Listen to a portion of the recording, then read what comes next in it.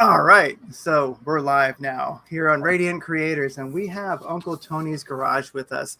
Tony's truly an inspiring character, and you can check him out on Facebook. He's got an amazing YouTube channel, and what he does is, well, not just classic cars, but classic car culture, the amazing community that exists around classic cars. Really, when it comes down to it, having a hobby, and then a lot of sometimes deep dives on the boomer chair um, into really great eclectic stuff. And one of the things that I find that I really like is that we're into some of the same things. I've been following Southern Prepper One Yeah, forever. yeah. Yeah, he's so great. And then Salente from a Trends Journal, absolutely powerful stuff. The Economic Ninja, absolutely. So I think that kind of proves that at least we're two crazy people, and now Yeah, pretty y'all. much crossover. But So, no, correct me, yeah. I'm never on Facebook. I'm never on Oh, Facebook. I'm never on Instagram. Like Kathy posts links to our videos on Facebook, but that's like really as far as it goes. I never go on there myself. I don't do any social media at all. I'm like a neurotic recluse in like every way now. oh no, that's fine. That's fine. I understand. Yeah. Well, so that's kind of the intro. I mean, I could read an intro, but people can check that out afterwards. Is there anything that I'm missing? I mean, really, you're helping the classic car community. You're helping people who want to become mechanics. You have a great one playlist that I think is just so incredible. Is just the your first engine job, that playlist, and Oh, we that's did that something I early on, yeah. yeah, and that is so powerful because it really helps people. As a lot of people would like to pull that 318 out and rebuild it, but they're unsure. Or and this really is a great playlist that will get a person started. So anyway, enough of me rambling. Okay. So with our channel, right? We don't really do tutorials. We don't do how-tos. The goal is really to just inspire people. Like if you give the gap is knowledge. You know, you like experience, of course, right? But knowledge is the lack of knowledge is what scares people from moving forward on a project. So we try to just throw knowledge. You know, if you build if you build an understanding of how a component works, or an engine works, or a transmission works, if you build a basic understanding of that, and you understand how the big parts fit together, then your imagination can start building that car, and whatever ambition you have will actually get you out into the garage. But you have to be armed with some kind of knowledge first. Take the mystery away, and then the ambition can kick in. And that's kind of where we position ourselves as far as doing like technical or that type of video. Yeah, it's something I like is that it is you're a little, your cars you're working on most of the time are Mopars right now, but you started to get into the Jeep world a little bit, But which they're is all neat. part. They're all built by Chrysler. Yeah. Oh, they're great. And yeah, and I love seeing the Jeep stuff that you're doing because I just started to restore a '78 Cherokee Oh, Chief, and nice. it has the big AMC 360 in it, Yeah. and that thing's just been a joy. So I mean, it's got a proper 4-inch lift, got 33s on it. So I bought it from somebody down the street, and just been loving the restoration process. And that's where I came across your channel, Those and are great. it's yeah, it's kind of cool because it's like so if you guys are building something, Uncle Tony's a great guy to listen to in the background because it just it is just inspiring. But if any, and one thing that you said somewhere in one of your videos, and I wish I had linked to it. I just couldn't remember which one it was. But you said the crazier the world gets, the more it makes sense. So is the world starting to make more sense recently? So I make no secret about it. I'm like the number one conspiracy guy out Yeah. there. It's not new to me. Like I started down the rabbit holes 30 years ago. So the crazy that is going on now, and it's obviously over the top crazy. It's like a Saturday Night Live skit from 1977. If you're old enough to remember that sort of thing. Mm-hmm. It's satire. It's literally satire. It's the craziest things happening in the craziest ways, all nonsensical, and it keeps amping up. And this is something I've been more or less expecting now since the 1990s. It's just coming to the surface, and things that were considered to be outlandish, like the concept of like a deep state. Let's just say we talked about the deep state 30 years ago, and people were like, oh, that's just the most ridiculous thing, right? But now it's like just common knowledge. Yeah, there's the players that you see, you know, the ones they put there out on the screen, and then there's the giant army of people in the darkness that are actually pulling the strings and making stuff happen. And this is common knowledge now. So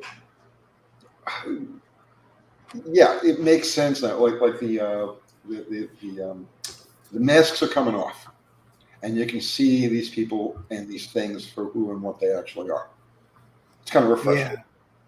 Yeah, it is. And I think everybody that I know, and one of the reasons why I wanted to have you on is because so many people, they feel something coming. And if you think about it, like even, deep state is now something mainstream that you hear on mainstream media. False flags or things you hear about on mainstream media. All these things that, we've been talking about for 30 years, right, are now on CNN. Well, I remember the fall of like 2001, very specific period of time there without mentioning it.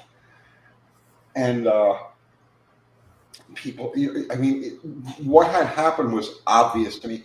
A lot, like I was expecting those events because I read about them in Pravda like a month before. There was a front page story in Pravda by Russia's chief economist. Her name was Natasha Noriega, something. I don't remember exactly her name.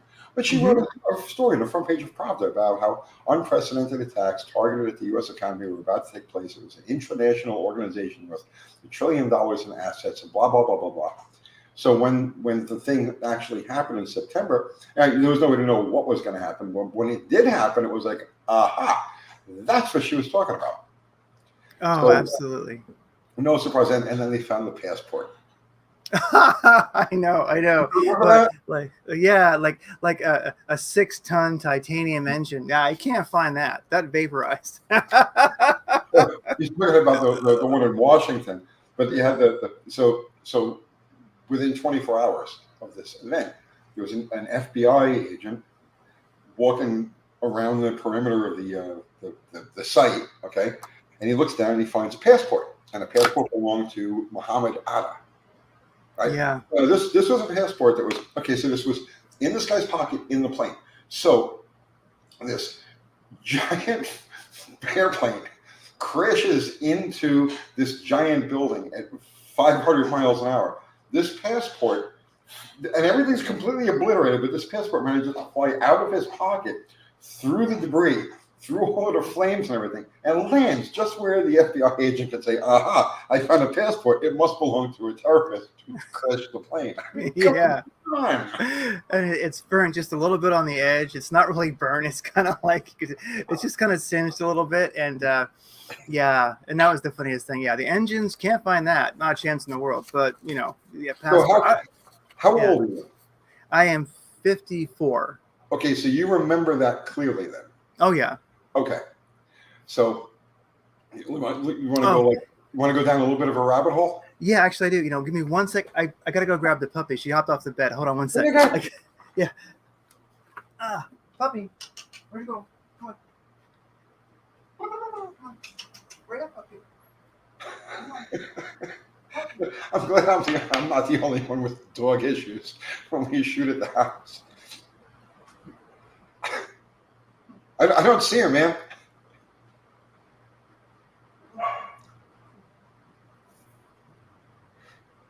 Puppy. Where'd you go? Puppy. You really lost his puppy.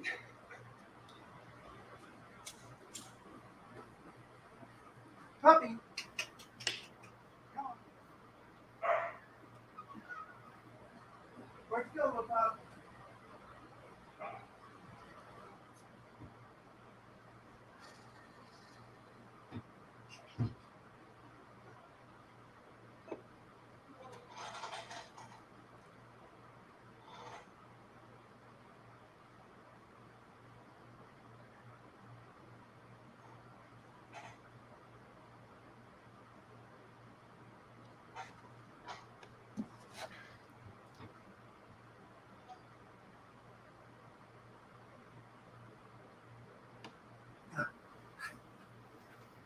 There you go. Sorry about that. Yeah, this is our little 12-week-old or like 13-week-old little menace. Yeah, that's okay. Like, oh, Yeah, she thought she was busy chewing on something on the bed, but she got loose, and you have to keep an eye on her every second. I'm very familiar with the puppy thing. I know all about it. Yeah. So down the rabbit hole with 9/11 a little bit. Sure. Oh, okay, yeah. I completely lost my train of thought. So if you remember, okay, so the symbology of things, the symbolism that they use. You there? Yeah. I'm here. Yeah. The eye, the pyramid, the eye, right? Now, symbolism. So during that event for 3 days, there was nothing but nonstop 24-hour coverage on all of the networks, both broadcast and cable. Okay, so no matter where you turned, click, click, click, click, click, it's all the same thing. It's all, that event, right? No commercial breaks. Everything was live. Everything was as it went. So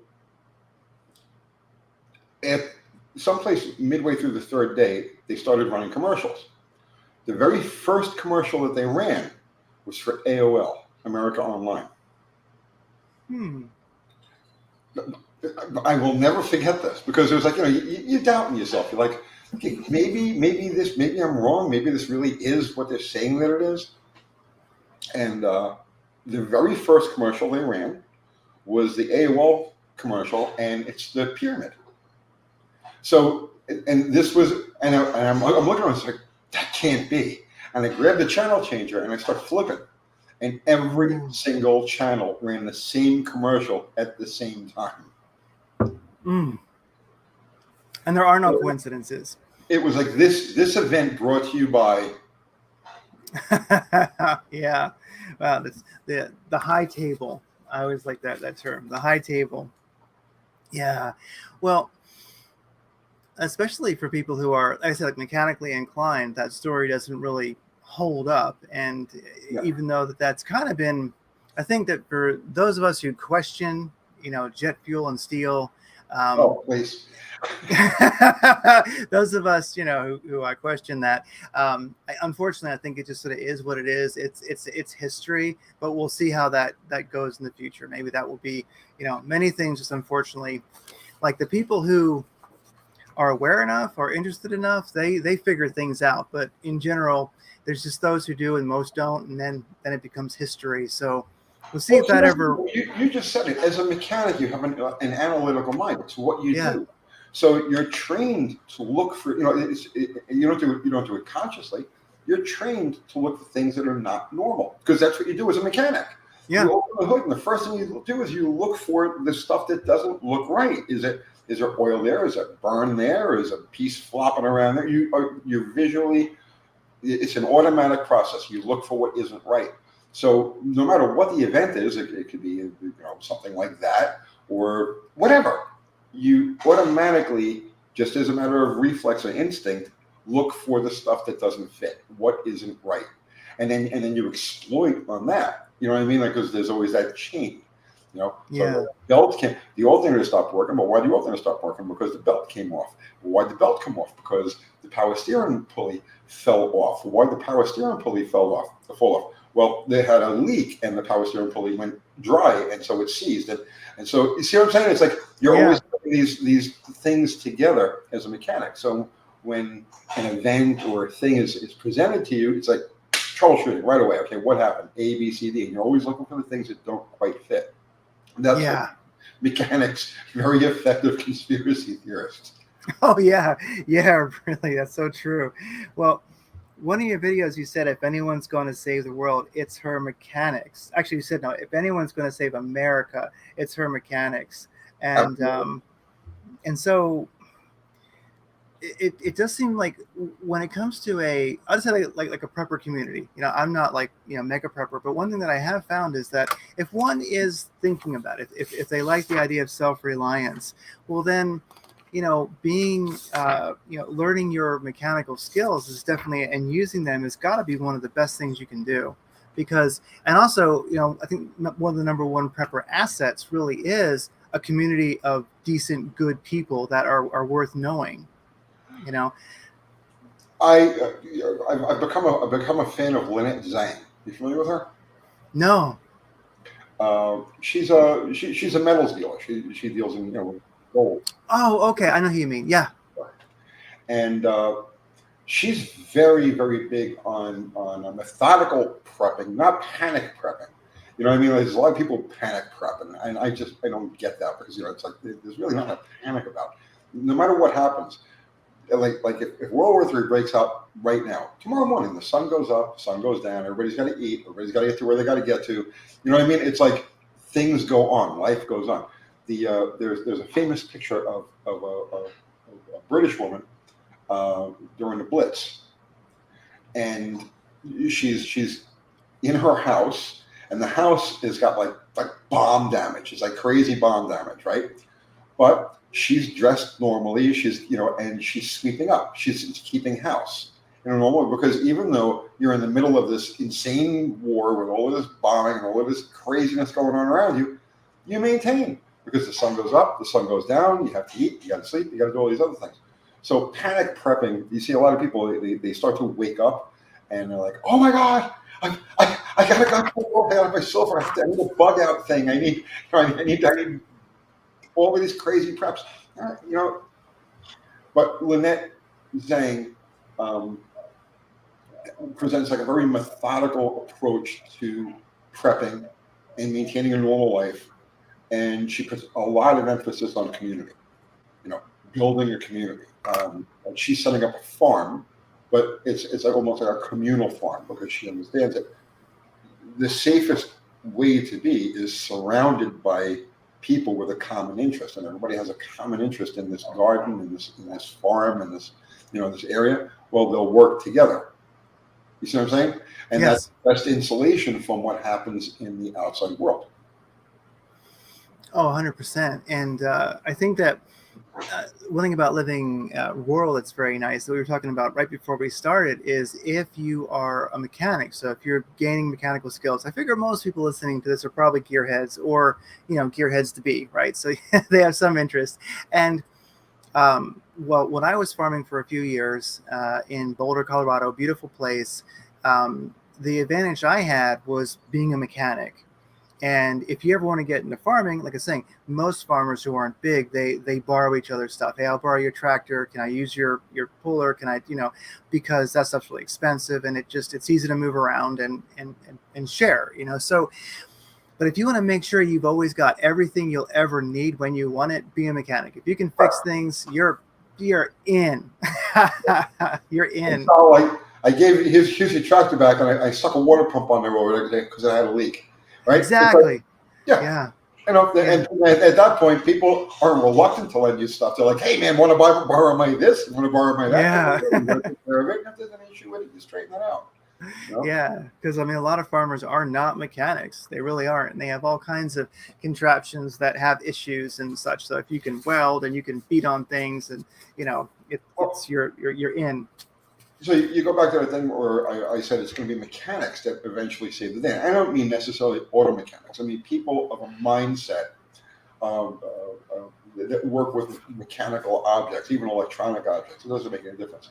And I would include, as mechanics in this context, I would include carpenters, plumbers, masons, electricians, people who work with mechanical things in whatever form they happen to be, right?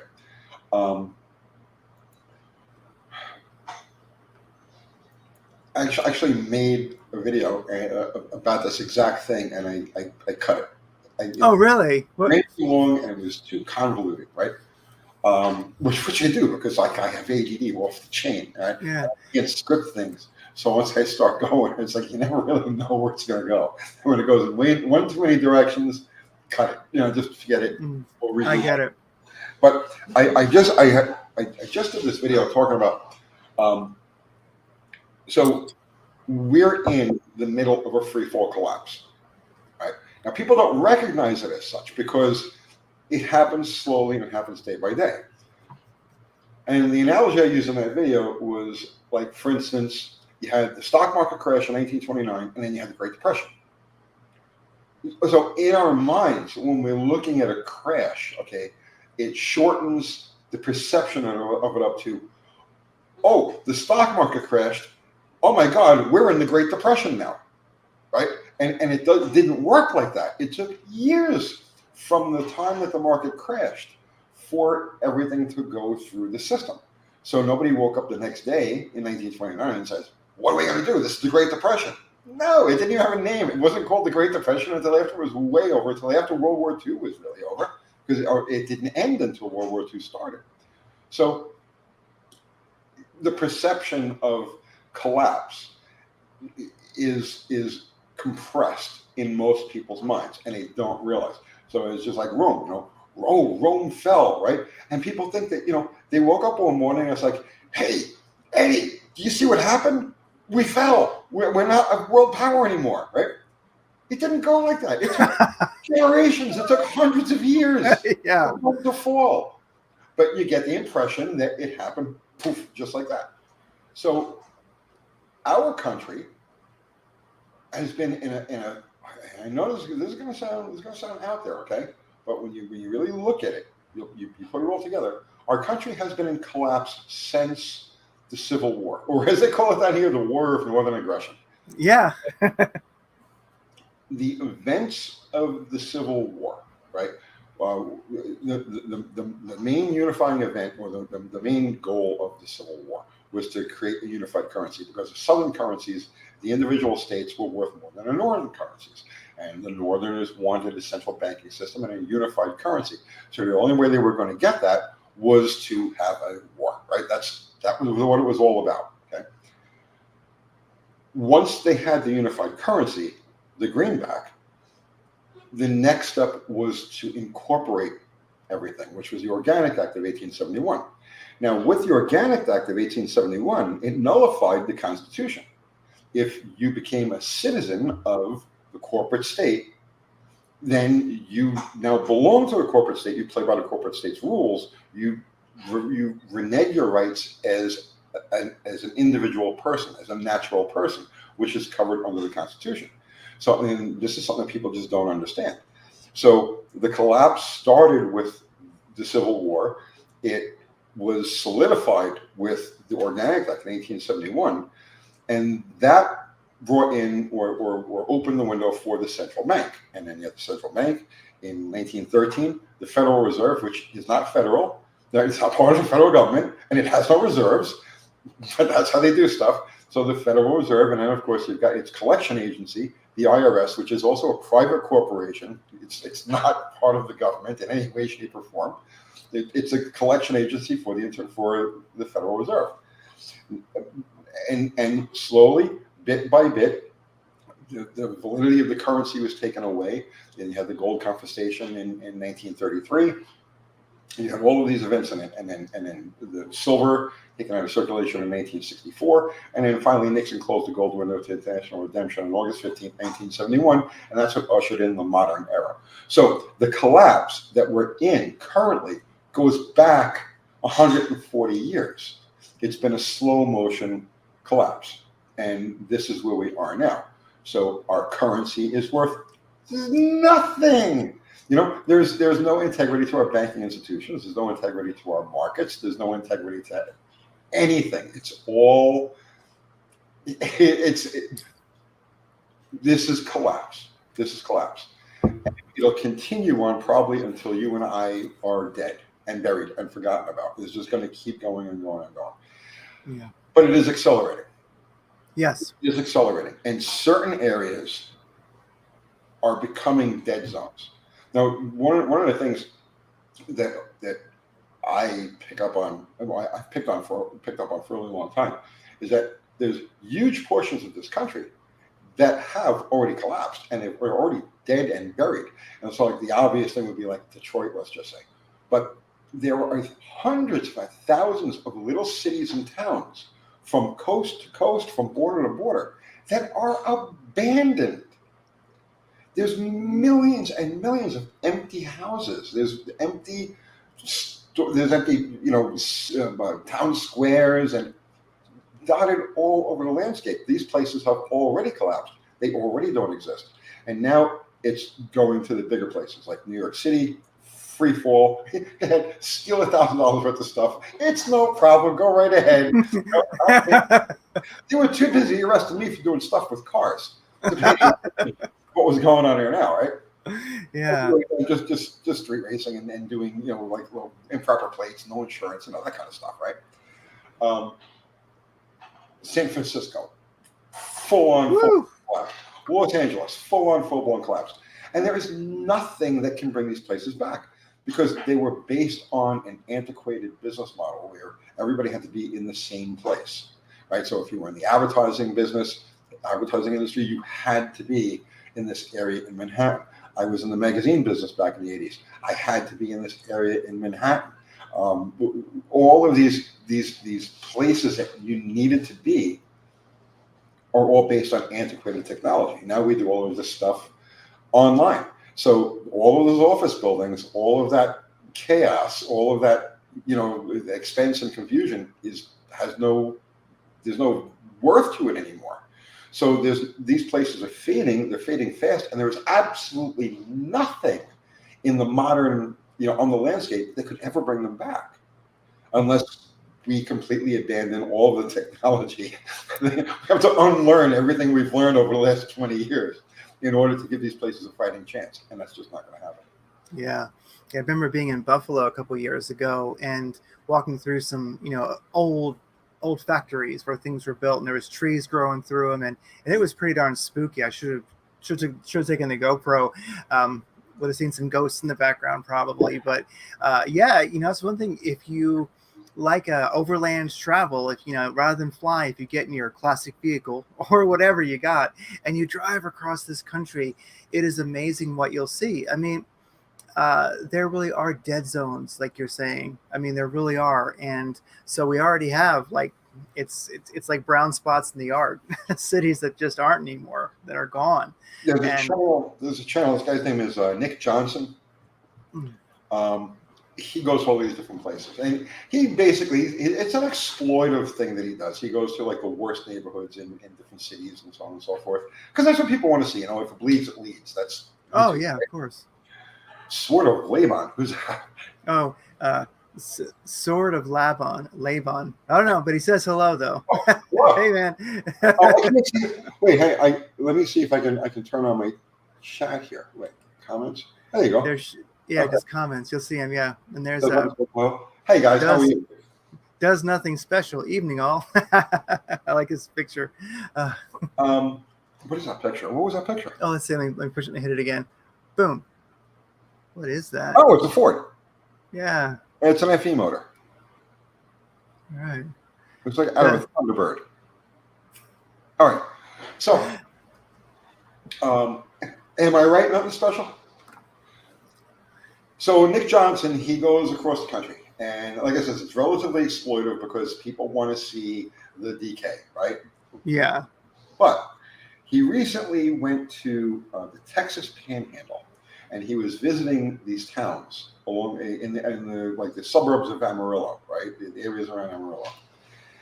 And some of these were beautiful. These are like turn of the century or so, last century, of course. Towns, it's classic town square, lots of houses, no graffiti, no destruction, no nothing, but they're abandoned. And he's in this town called Memphis, Texas. And he's looking around and he's showing the town, and a van pulls up, and it's the town's mayor. And the van is painted up for a radio station. So the town's mayor says, "Hey, how's it going?" They chat back and forth. So the guy Nick says, "So how'd you end up here?" So he says, "Well, I'm from California." He says, "I moved here a few years ago. I always wanted to have a radio station. So I moved here. I became the mayor. I started a radio station." Wow. And he's living his best life, right? And he's like, "Yeah, come on over. It's all good. There's lots of land all around us, cheap houses, cheap everything, cheap storefronts. Come and do it." And I told Kathy, I says, if I was I'm 62. If I was in my 30s, right, or even 40s for that matter, right now with the state of the world as it is, I would make a beeline to one of these places. And with the reach of something like YouTube, like we have now, I could populate it. You know what I'm saying? Yeah. But I see. I'm too old for that right now. It's starting from fresh, and I'm good where I am. I love this area. I'm just saying, look, the opportunities are out there. You've got the younger generation. They're so screwed in so many different ways.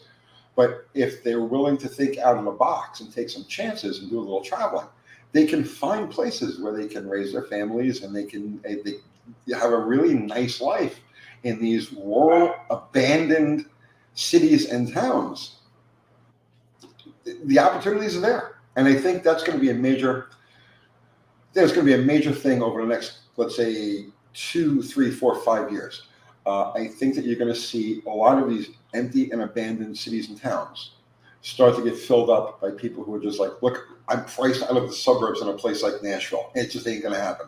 I'm priced out of the suburbs of Atlanta. I'm priced out of the suburbs of wherever. You know what?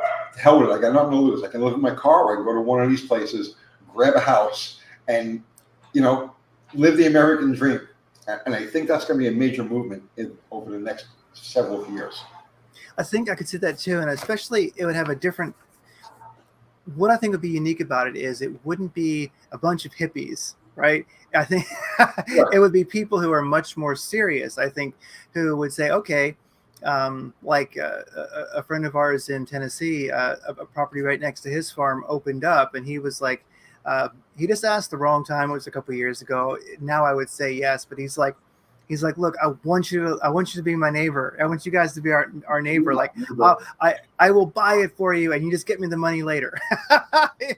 and it was just I'm a dumbass. We didn't do it. We didn't get it, but it was just the wrong time. Things weren't lined up. But I think we're going to see a lot more of that too. That's one of the things about getting like farmland. I think about is, let's say, beautiful Eastern Tennessee. You still have some space there. You have it in Mississippi. You have it all over the country. Somebody can buy a chunk, and then you just say, okay, we're going to properly divide this up, with proper surveys and such, and we'll get like-minded people to come out here and do it. And I think that's going to be because I think eventually in this cycle, as we get to the bottom of the cycle and go back up, I think most likely America will break into pieces probably, and those are going to be and that's going to be sort of how. It's going to be an aspect of those pieces, the places that are being built now or beginning to be built like that. Well, one of the reasons I came to Nashville for a bunch of reasons, but one of many was something that was pointed out to me by someone who was very, very familiar with the secret societies. Oh, yeah. Okay. And this person told me, about a year before I moved down here, this person told me, and I had no reason to doubt them or anything like that, that the plan after the race wars and all this other stuff they had planned to get started, after the crash of the economy, they plan on dissolving the borders between the United States and Mexico and the United States and Canada, creating a North American Union. Mm-hmm. And Nashville, Tennessee was going to be the capital of the North American Union. Mm-hmm. And I was like, sure. Yeah, I had been through here once back when we were racing. We raced down in Steele, Alabama, so we passed through Nashville. That was all I ever knew of the place. Okay, and I didn't think much of it. And then symbolism. We talk about symbolism now, right? Okay, so a buddy of mine moves down here. A couple of people I knew moved down here, and I'm going to go visit him. And I grab a highway map. And this was before Google Maps and all that stuff. Right? And I look at the map, okay, the interstate map, and I noticed something that jumped right out of me. Okay, there's only one triangle or pyramid shape on the entire interstate highway map. Okay, and it's I-24 like this, I-65 like this, and they meet, and across the bottom of them is 840. Okay, forms a triangle. I mean, 840 is literally. Oh, my shop is on 840. It's literally 2 miles up the road over here. At the top of this triangle, just like the eye at the top of the pyramid on the dollar bill, is the city of Nashville. Oh, wow. So I was like, you know what? I've done something. And that was one of the things that made, like, solidified. I'm like, you know, they're good guys or they're bad guys. It makes no difference to me. That's the place to ride it out. Yeah. And so here we are. No, I agree. That's one of the things. There's kind of similar reasons. Well, not a pyramid, but reasons like here in the Scottsdale area, Phoenix, where I would just say there's a lot of things here that are of national interest that I think that the empire wants to keep safe. So I think it's a very stable place.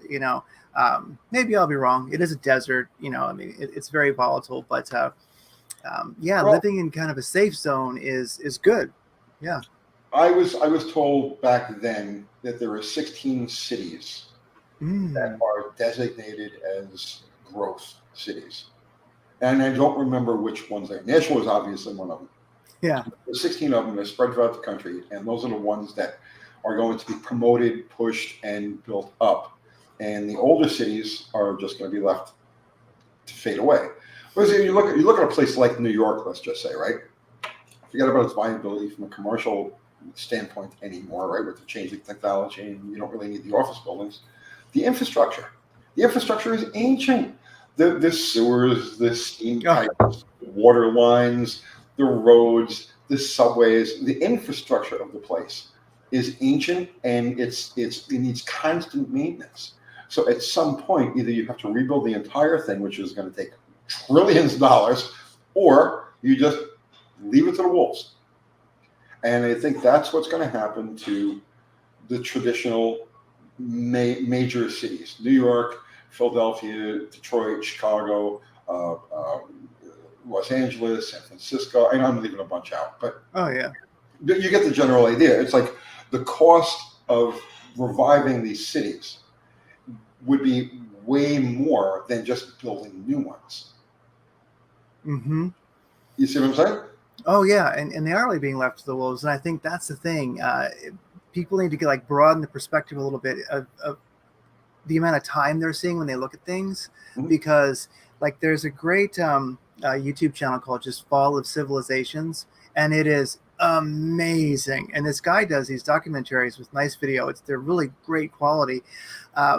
He talks about the fall of civilizations. Their first one was Britain. Then he gets into Rome. Then he goes Bronze Age. And you see how it's cyclical. Yep. I mean, you start realizing that, I just call it the Earth plane is cyclical. Maybe it never changes, but it's just cyclical. Just like we have large seasons, where we seem to broaden our perspective, and you realize that the fall of Western civilization, the fall of the current cities being left to the wolves, and it's just, what if it's just natural? It's big gears that are turning, and it's just good to focus on your community of great people, and then just start to just build something new while this is all falling apart. Well, along those lines, there's the concept of the fourth turning. Yes. But the one that I've always put my weight on, weight behind, or the one that's always carries off the weight for me, and I'm talking about 30 years now, was Kondratiev. Are you familiar? He's the Russian guy. Yes, he was a Russian economist that was tasked by Lenin. I know it sounds so silly, right? He was tasked by Lenin to calculate when the end of capitalism would happen. Okay, so basically using the model and going by the standards of that day, right? The economic model that we had, and you look at money creation, population growth, potential gross domestic product, blah, blah, blah. You take all of these things into consideration. You can pretty much calculate when you reach critical mass and when things are going to come down. So the answer he gave wasn't the right one, and he ended up getting fired. But in the course of doing this, he discovered cycles, and they're known as Kondratiev cycles. and he phrased them in a spring, summer, winter, fall thing, or I mean, you get the idea. The 4 seasons, okay? And he described the attributes of each season, and how it applies to a society. And he had a cycle, and then there was a grand cycle. So like a cycle would be, let's say, 80 years, or like a fourth turning type of thing, right? Then you would have like a super cycle, and which would be a bigger picture, and then you had the grand super cycle. And as it turns out, all of these cycles reached the winter period in approximately the year 2000. And the thing about the winter period is that's where all debt is repudiated. So in other words, anything that's built up, and any debt that's built up over time, and it's similar to the concept of the Jubilee year, right? Yeah. Where any debt that's accumulated during these other cycles is wiped clean at some point during the winter period. Well, all the cycle, the super cycle, the grand super cycle, all converge in a winter period beginning at around the year 2000. So that's where we are right now. We're in multiple dimensions of a condatry of winter. So this is like done. It's like we've reached the societal dead end. Yeah. I think it's great. Well, when you realize that, I think when you realize that it's natural, and it's inevitable, then you can do well throughout all of it. I mean, I think that's being mechanically minded. You're looking at, you're going, okay, this is a cycle, and now everything's going to fall apart, and now you just start seeing it like it's a carburetor, however you want to look at it, but it's just a physical cycle, and that's really easy to work on. All right, and that goes back to what I said about it's going to be mechanics, the people work with their hands, that are going to save what's left. Because as currency collapses, as trade, as things become more disposable, as things get squeezed tighter and tighter, the consumer economy, like, it's just so absurd, right? The service economy is more absurd. Yes, I'll pay you to wash your windows, my windows, and you pay me to wash your windows, right? That's what it is. That's a service economy, okay? Yeah. All of that reaches an end, and when it does, the sun goes up, the sun goes down. Everybody still has to eat. Everybody still has to get to where they got to go. They're still going to go about their daily lives, and it's the machinery that's going to get them there. It's what needs to be maintained, and somebody's got to keep the lights on. Somebody's got to keep Jimmy going to school or basketball practice, because no matter what happens, just like that lady who was just cleaning her rugs during the Blitz, life goes on. 75% of the population may be obliterated during this, but life is still going to go on. And it's the people who work with their hands and the people who think analytically and actually physically make stuff happen. We're the ones who are going to take it to the next reset. But after this, let's see, reset. I threw that word out there too. Yeah. No, I think it's true, because we're still going to need tractors to work and do burnouts. So I mean, the mechanics are going to be.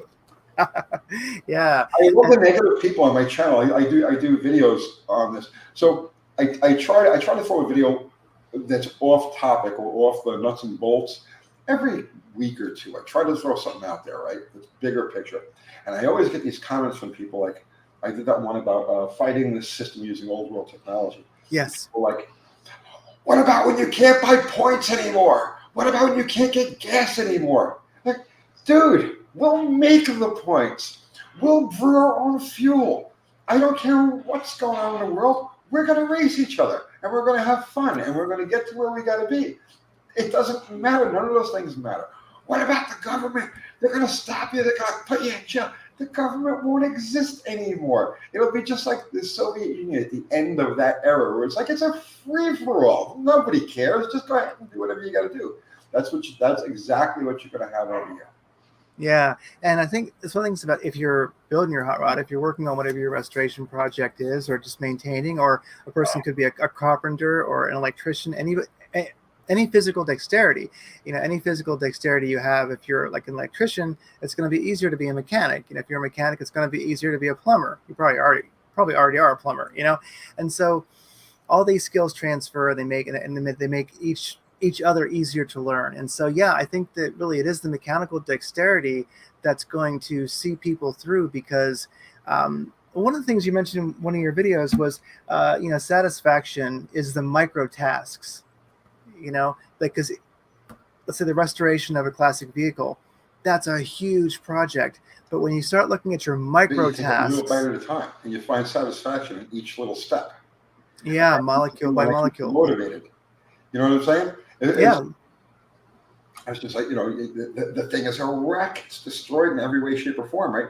But take one shiny bit of chrome, or take one, and it's like all of a sudden, it's like you see the potential, and you just keep doing this and doing this and doing this, and you take satisfaction in those little steps, and the next thing you know, you've eaten the elephant. Yeah, you have, yeah. And it could be like the other night, it was hot, and I got home from work, didn't have a lot of time, and so I replaced the perfect thermostat. I mean, I blueprinted that thing. I was like, I only got time to do this, but when I was done, that thing was perfect. I mean, it was. We put a light on. It's starting to get. Yeah. Yeah, we're losing.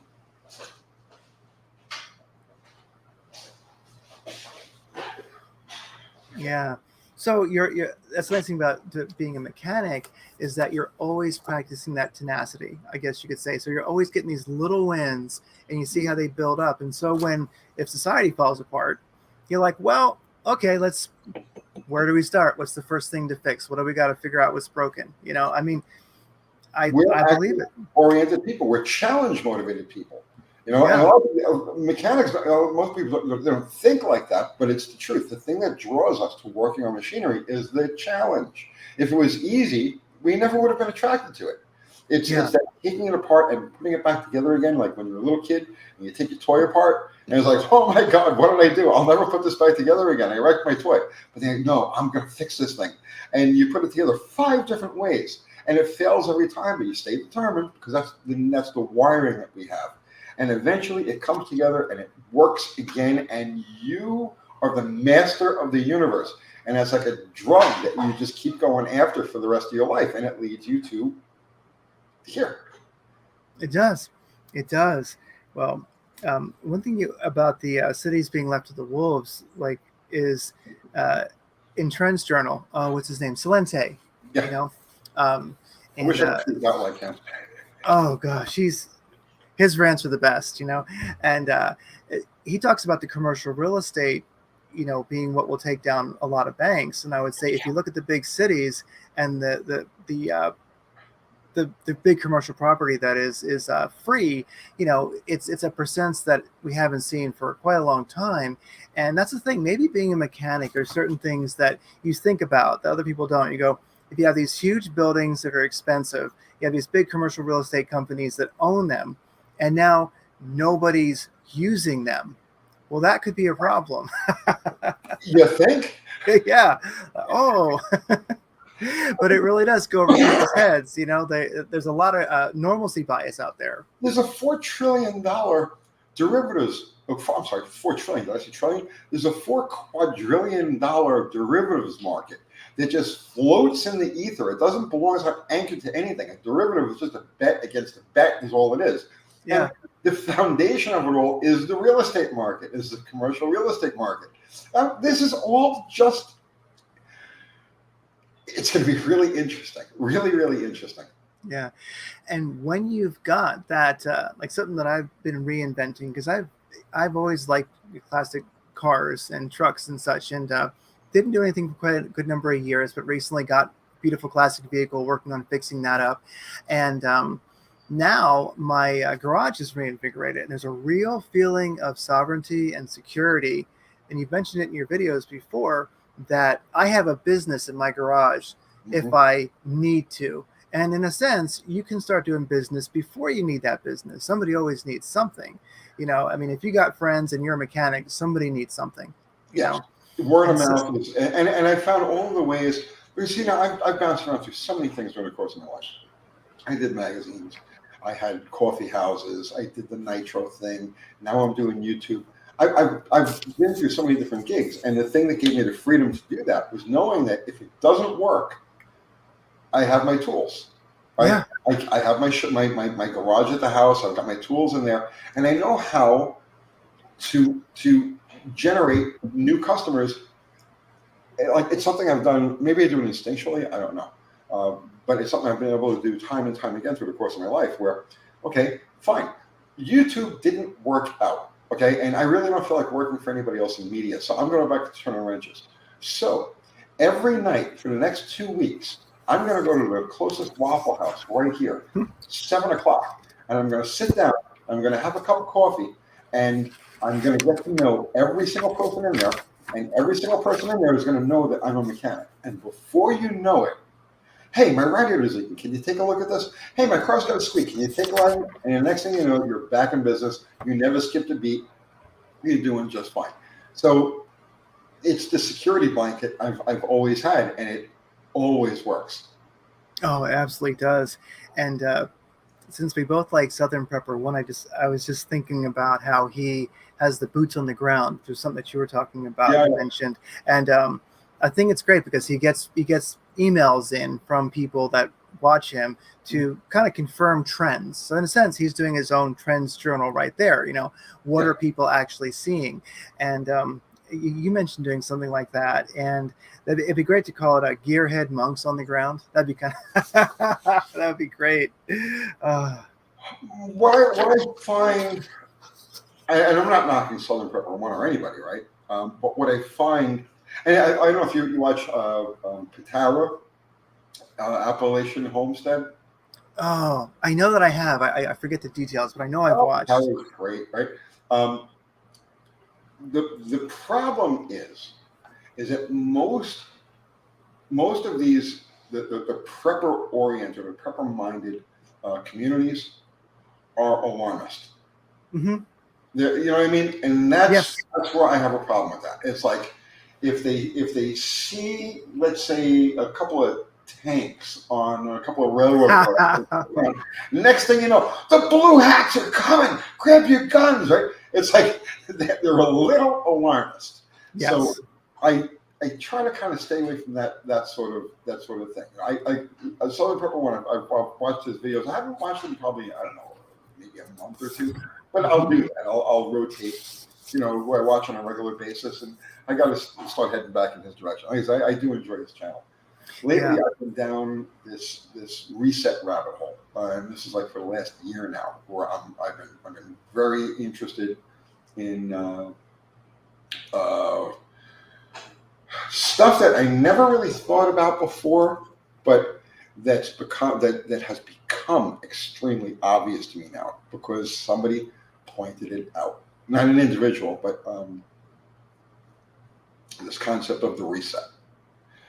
And an alternative version of the history that brought us to where we are now. Yes. So, an example of this, right? Or just an example of the concept. Okay. So, Columbus discovers America, 1482. Okay. Nothing. And then the Pilgrims land in 1620 in Massachusetts. Okay. It's a boatload of people. Okay. Now, in front of them is, if they just start walking, it's 3,000 miles. And according to the narrative now, well, you think about it, okay, you just landed on the East Coast, the easternmost part of the East Coast. You just landed there. And now you've got this continent, this entire continent, that there's no roads, there's no bridges, there's no maps, there's nothing. There's woods, okay? So this is according to the narrative now, okay? The narrative, the story, the history story that we're told.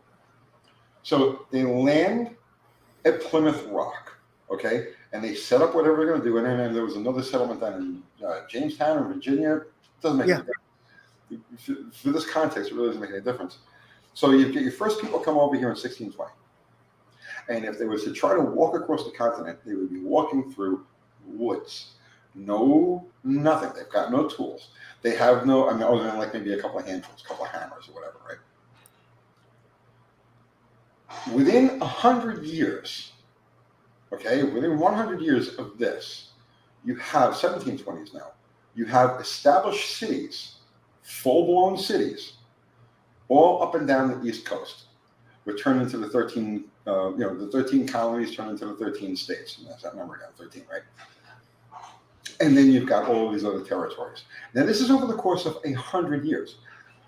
They came over with zero, but somehow or another managed to create paths, roads, buildings, infrastructure, all of this stuff that nothing existed here before, and have settled, established cities by the early 1700s. How is that even remotely possible? Then you get into the railroads, right? So you go to now the 1820s, 1830s, okay? Everything is still in its infancy, right?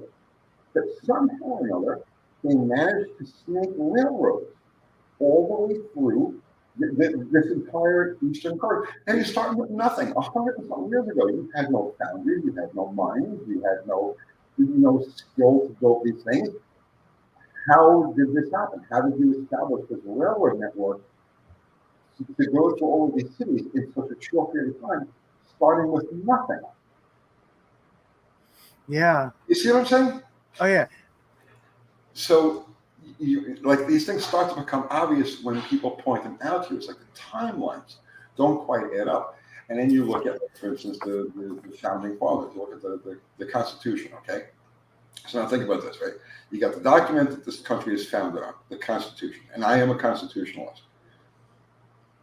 You got the founding fathers are a bunch of 18 to 42-year-old kids.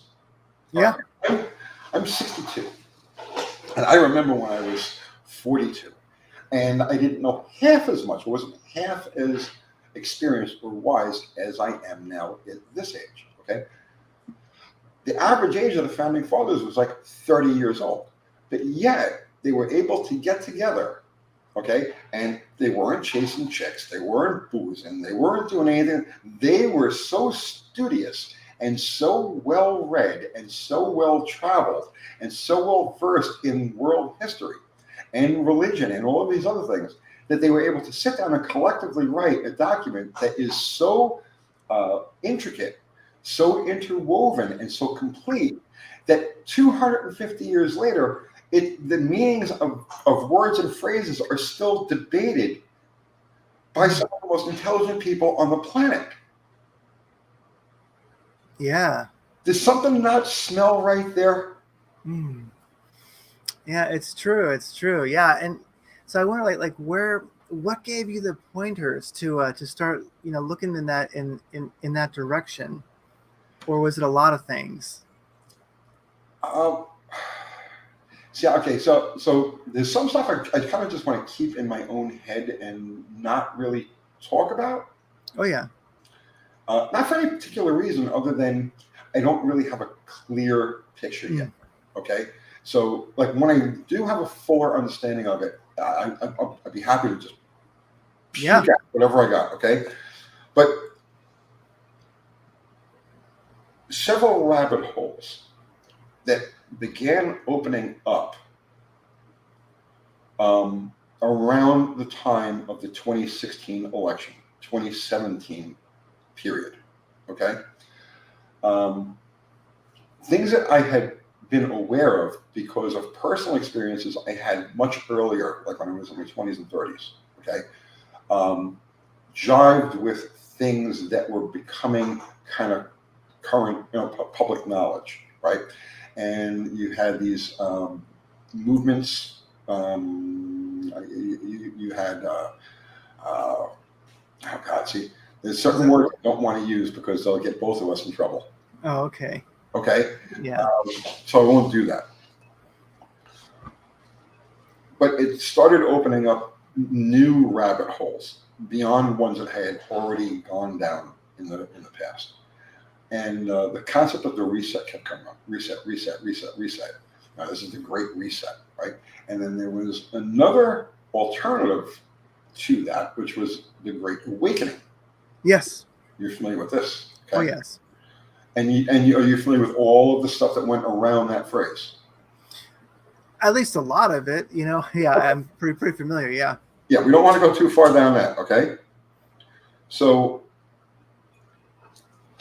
a lot of things that were in the dark came to light. Yes. We started to understand the nature of Hollywood. We started to understand the nature of the media. We started to understand the nature of a lot of things that we didn't understand before. And then it starts to become clear that literally everything is fabrication. You go back. I mean, you go back. Just the fact that we're a corporation, that there are two United States of America. There's literally two different United States of America, and your birth certificate is a stock certificate, right? Like, these are things that people don't understand, and they're not common knowledge. So why wouldn't there be more to that picture? And then you start to look at, like, oh God, you go back to the 1950s, the McCarthy, the communists, yes, and all of that, right? He was right. He was right. Okay. You look at all that propaganda. You look at the way culture has evolved. Where you went from, oh God, you went from like the Andy Griffith Show and Green Acres and you know the shows are great, right? Yeah. To Maud and all the social responsible programs. So it was a brainwashing going on, right? It was a progressive brainwashing. The way music changed, the way movies changed, the way everything changed, and then all of the symbolism that was layered in there. And you come to the realization after you look at enough of this stuff, you research enough of this stuff, and you realize that the reality that's presented to us is comprised entirely of fabrications. So then you say, well, what's real? Well, the only thing that I can look at and say this is real are tangible things that I can actually put my hands on, right? Or photographs of tangible things that aren't fake. They're known pictures. And that's where I started going down this current rabbit hole, where I'm like, you take San Francisco. And so San Francisco was supposedly settled originally in 1849 as part of the gold rush. Okay, but there are panoramic pictures taken in 1876 of the city of San Francisco. They went up on a mountain and took a panoramic photo of the city. Okay, and it's a fully, completely built out city. Now, how did they do this? The population was only like 16,000, 20,000 people or thereabouts during that period of time. How did they get there in 1849? Have nothing. There's no roads. There's no foundries. There's no nothing. Okay, but somehow or another managed to completely build the city out so that it's functional. All the roads are there. All the buildings are there. There's churches. There's huge buildings. 1849 to 1876. How did they do that? Okay. Yeah. The one that really got me was the 1893 Chicago World's Fair. Yes. The White City. Okay. So now, supposedly this was built in 2 years, and it was built all out of disposable materials. When you look at what's there, these buildings are enormous. They're huge. There was the one hall that was almost a quarter mile long, 300 feet tall. Steel structure all inside, beautifully finished in block outside. In 2 years? Before there was any power tools? Before there were trucks? You mean they hold all of this stuff on donkeys and wagons, and for the sake of this exhibition, they put all of this together? These dozens of acres, I think actually it's 200 acres. No, that didn't happen. Just no. Yeah. Those buildings were there. Oh, yeah, it does get you. It's one of the things that always has interested me about archaeology is that a book that really moved me a long time ago was Forbidden Archaeology. And there's been so much, and there's been so much since then. I mean, but as we get better at archaeology, it just keeps changing history. But there's this orthodoxy that you could call it, the empire wants to keep. No, this is the story. But we have so much archaeology, just mundane archaeology, that goes, no way. Yeah. There is so much to this. I mean, you start to get into the orphan trains, Cabbage Patch Kids, incubator babies. All of these things that happened during this period of time, you know, in the late 1800s, early 1900s. There was the Chicago World's Fair. There was the St. Louis World's Fair, which was another one. They had the Paris exhibition about that period of time too. That they put the Eiffel Tower up. All of these places, big, huge, beautiful, grandiose, just enormous, elaborate, just beautiful, beautiful places. And they tore them all down immediately. No trace of them left after the World's Fair was over with. And when you look at the literature from these fairs, it's a common theme. Okay, you check out all of these exhibitions, look at all of these buildings, look at all of this, and at the end of the exhibition, it's all going to be gone. And they literally say this in the you know, the build up to the right. We're going to level all of this stuff. You see, it just doesn't add up. Things don't add up. I just saw a thing the other day on a channel I watched. There's a guy named John Levy. Yes. I love this guy's work. He's fantastic. Okay, he's coming from the right place.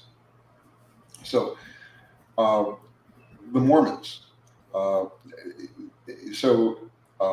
They moved into Salt Lake City, or they moved into Utah, I should say. I'm not sure that. I'd have to go back and watch. So they moved in there in 1852. And now remember, this period of time, the Transcontinental Railroad hasn't even been connected yet. Okay? So picture this, right? Because the Transcontinental Railroad wasn't until 1869. So there literally was no convenient path to anywhere near Utah except, you know, horse and wagon. Okay? Yeah. So in the actual record of a meeting that they had in 1852, and this isn't debated, this is in their archives, it's in their record. The founder says right off the bat, there's enough houses, there's enough vacant houses for 50 to 100 families. So in 1852, they move into Utah, and there's already enough empty houses for between 50 and 100 families. And then he mentions another city close to it that has even more empty houses. And then they talk about the tabernacle, building the tabernacle. And there are pictures of the tabernacle from 1860 something, like just a couple of years. And it's completely built out. It's all done. It's there. Mm. The railroad didn't even go through yet. You see what I'm saying? Yeah. Yeah. And it isn't like you can just easily, you know, set up a huge forge and start making iron and everything else that you need. Right. So yeah, that's sorry. That's that mechanical mind. Is you start thinking about the logistics. You're like, well, wait a second, screws and nails and lumber and steel and workers and, you know. The cast iron buildings that they tore down in the 1830s in Portland. There's another one. So they had a photographer as part of the works program, and the government hired him to go out and document this area of Portland that they were going to tear down.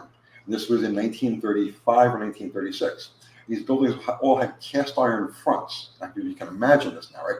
And these are big apartment buildings. The only way you could describe them is they're just very big. It's like street after street of these big, huge apartment buildings with storefronts down on the bottom. This is in 1936. And this photographer goes and he takes pictures of all of these buildings as they're being dismantled. Okay? And they're old buildings. Like the windows already boarded up. The faces of them are already weathered. Now, like you can see that these buildings are way past, like they're prime. They've been there forever. But this is Portland in 1930 something. Mm. That's something. And like the only building material you had was cast iron. What it was a common thing back then, evidently. Really, it was. Okay. Cast iron buildings. Mm. Well, you mentioned McCarthy, you know, and he wrote a book, The Retreat from Victory. And that's one of the things I remember going through that once. And this is way back in the day, but McCarthy was doing a bunch of stuff. There were a lot of commies and he did a lot of like theatrics, but he also was getting info on the deep state before it was even known as that. Somebody was feeding him info. And his book, Retreat from Victory, is mind blowing because he pretty much just lays out the deep state. I never read it. Yeah, it's really deep stuff. I mean, he just pretty much, that's what it is. He's like, World War II was nonsense. This is what it was really about. Who are these people? What's this? And he just lays it out. He's like, everything you believe is wrong. Well, I see now. I've never read that, but independently. So you talk about World War II. I don't want to get into too many of the details of World War II, but World War II was extremely unconventional in that we were going after civilian targets. Right? You don't go after civilian targets. That's just not something you do in any war, right? You go after strategic targets, you go after military targets, you go after industrial targets. You don't take out cities, populated cities. You don't do that because you don't want them taking out your populated cities. Yeah. You avoid that. But World War II was all about destruction of cities. What did they want to get rid of so badly? And then when you look at something like Dresden, okay, Dresden was completely out of the way. It was hundreds of miles from the action, had zero strategic significance. And with communication of the day, it didn't really have much cultural significance either outside of its own area. But yet it had to be obliterated. Why was it so necessary to obliterate Dresden and kill everybody in it? You see, World War II, man, it's one of those things. When you start looking at it, you step away from the picture, away from the narrative, and you start looking at why. Why would you do this? It's senseless and counterproductive. Yeah. I think it was so strange before, like, we haven't had, like, nuclear saber rattling since the Cold War. And now, why did Oppenheimer come out right before we started to, like, saber rattle with nukes? There's no coincidences. It's really, there's one for you. Yeah, I'm gonna go on a limb with this one, right? Sure, yeah. I'm not saying that they're not real. So don't quote me and say they're not real. But I don't think that they are. I get it. Okay? Again, you have to look at the timeline, right? You got the electric light bulb comes around in what, 1880 something. Let's just call it 1880, right? The radio. When did the radio come about? Ooh, I'm not sure. Right around 1900, let's call it. Okay. Television, not too long after that, 1938, 1939, right? So you go from the electric light bulb. Okay. You think about this, right? You go from the electric light bulb to splitting the atom in 60 years. Yeah. No. That's a hard no. Yeah. That. Well, also vacuum tubes to solid state electronics. That's sort of, in the big scheme of things, that kind of happened overnight. And you go, wait a second. Yeah. Right, look at the moon landing. Okay, you go from 1903, the first flight. Right, they jumped over a puddle with a kite, really, for all intents and purposes, a motorized kite, to being able to go not only there but back in 65 years. No. It just doesn't add up. And the one that always got me was, okay, I get it. You're gonna take a rocket and you're gonna blast the rocket off from Earth and you're gonna go into space. So the exhaust from the rocket pushes against the atmosphere, and that's how a rocket works, right? It works against the atmosphere. Once you get into space, there is no atmosphere, and so there's no drag, so you can continue on pretty much indefinitely for as long as you can just drift on forever at the same speed. There's nothing to slow you down, okay? But to go from there back to here, you're on a place that has zero atmosphere.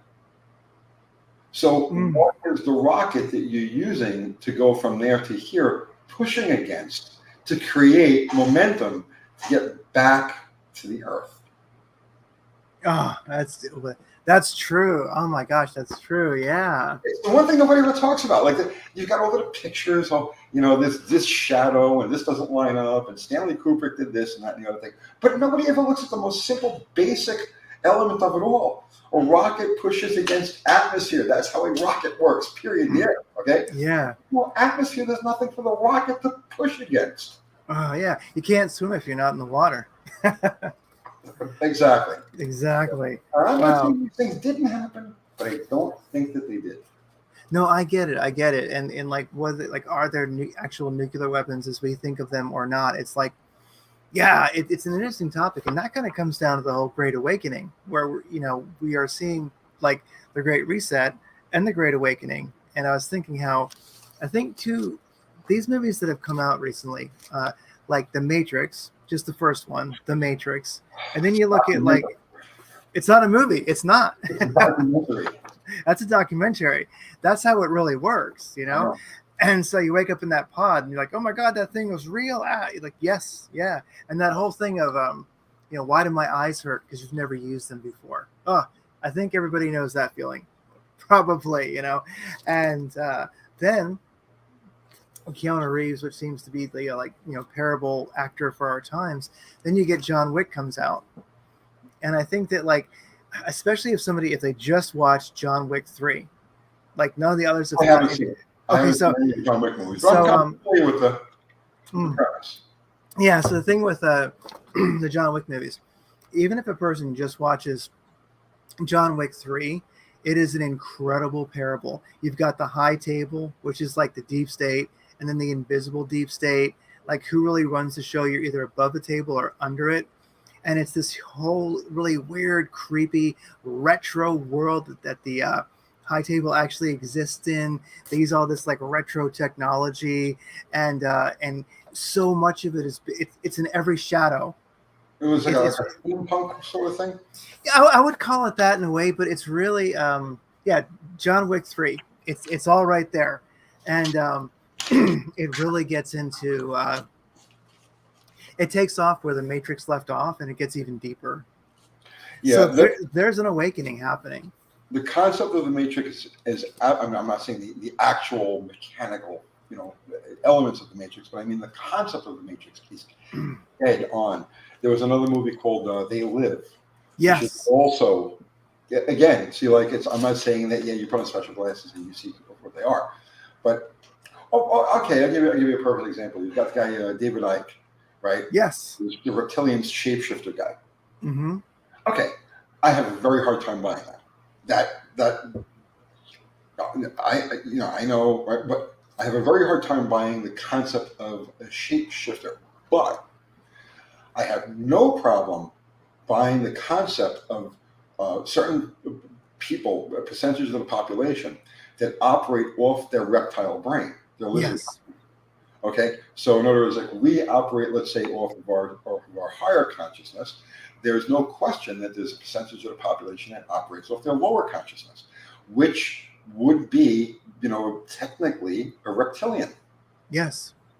You don't need to actually have scales. You see what I'm saying? Oh yeah. No, absolutely. Yeah. There's validity in a lot of stuff that appears to be nonsense, but when you really look at it. It's absolutely true. Yeah, it's parable.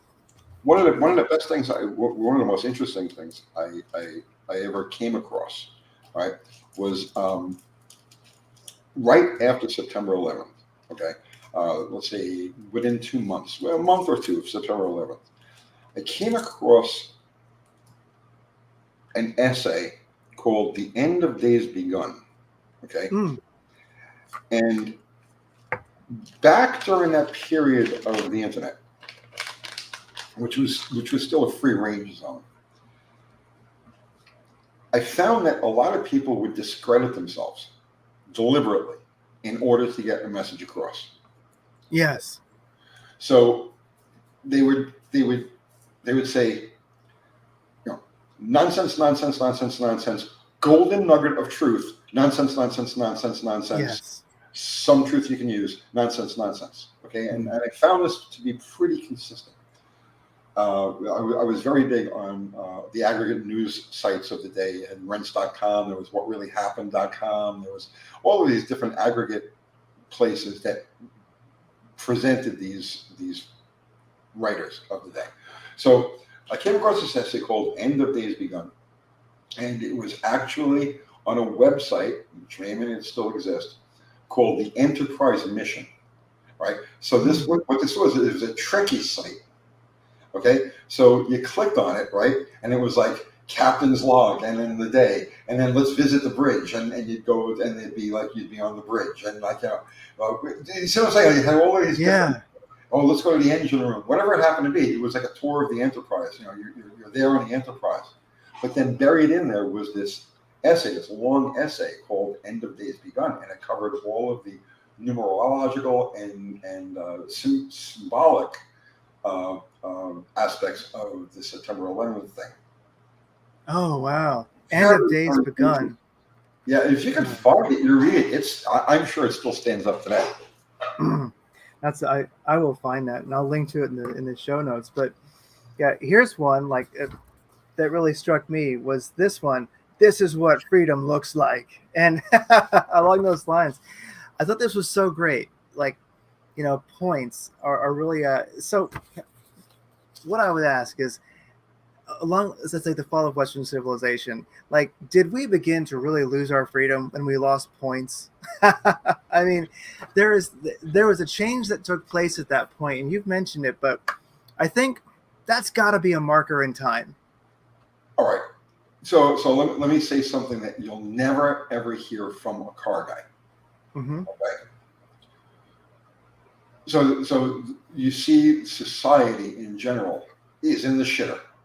Okay. There's division everywhere. There's a loneliness epidemic. Yes. Okay? The third spaces have all been obliterated. The third space is that area between work and home where you congregate, like the town square, right? You see people in the market. Completely obliterated. The very first step to the destruction of society was the introduction of the car. Okay? So you go back to the turn of the last century, right? The car is introduced. It gains acceptance in the public because why wouldn't it? This is a fantastic way to get around. This is going to broaden your horizon. Up to that point, in theory, whoever left the radius of, let's say, 2-3 miles of where they were born. Exactly. You were a globetrotter if you went to the next city over. That was a big deal. You know what I'm saying? So you have the car, okay? And the car is introduced at the turn of the century, along with many other technologies. But cars introduced at the turn of the century. And there's the growth, and it's healthy growth until right around the end of World War II. After World War II, you have the suburbs start popping up. And the only reason you had the suburbs was because of the car. Now, once the suburbs took hold, business moved away from, daily commerce moved away from the common areas that we all congregated and talked and so on and so forth. And it moved into these isolated pockets. From the 50s through around 1970 or so, this kept expanding and expanding and expanding and expanding. So the growth of the suburbs, which meant the decline of the cities and the alienation of people from their neighbors. Because up until this point, you knew who your neighbors were. You lived in an apartment building or, in a tight area, and you knew every single person around you, and they knew you, and nobody locked their doors. And hey, if I need some sugar, and you're not home, I'm just going to go in and grab some sugar, and I'll give it back to you tomorrow. You don't think anything of it. Hey, watch my kids. I'll be gone for a couple hours. But normal. Okay, there was no loneliness. People were all connected. So the suburbs is what disconnected the people, right? Then you get to 70, 71, and it was all about the car, okay? And the car culture. And you notice also at this period of time, the cars have organic shapes. They have organic looks to them. Like, for instance, you look at the classic pony car, right? It has the Coke bottle shape, right? Which is a woman's shape. It's as organic as possible. You look at something like the second generation Dodge Charger. It's male and female, right? It's completely organic. The car it's chiseled, it's beautiful, but at the same time, it's organic in so many different ways. The grills, the round headlights, they resemble faces, the bumpers, right? The car is still a warm thing, okay? But now you get to 71, 72, 73. Yeah. Now we start becoming alienated from the car, and all of those warm shapes and accessible things and comfy, happy interiors and colors and so on and so forth start to degrade. And you get to the malaise years, the malaise era, and then you get to the 80s where really all personality and individuality is taken away from the car. You go through the 90s, all of the color is taken away from the cars. It's either grayish or beige or, you see what I'm saying, like this. Yeah. Okay. And then everything starts to look like a lizard. Like a lizard.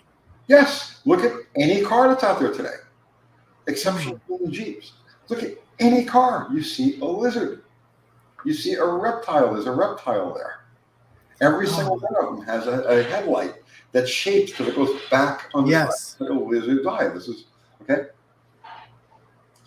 And during this period of time where we were friendly with our cars, the 1970s, let's say 1960s, our cars were friendly, they were accessible, they were usable, we could maintain them, they were happy places to be.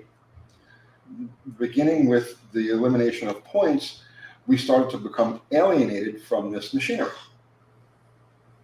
You see what I'm saying? I do, yes. You go back to like that era, 1970, 71, Saturday afternoon in any suburb. You go down the street, every hood is open. They're changing the oil, they're getting rid of the tune-up, they're changing the belt, somebody's washing the car, somebody's waxing the car. It's pride. It's, you know what I mean? It's a shared experience too. You see what I'm saying? I do. You're not a mechanic. You don't need to be a mechanic. I know I have to change the air filter. You know, you ask your neighbor who likes to tinker on cars, hey, how do I change the air filter? And he says, take that ring nut off of there, and right? Yeah. All of that disappears beginning in 1971, 1972, 1973. That was the shift. That was the point. And now from that point forward, it's been a steady decline and alienation of our culture and our society.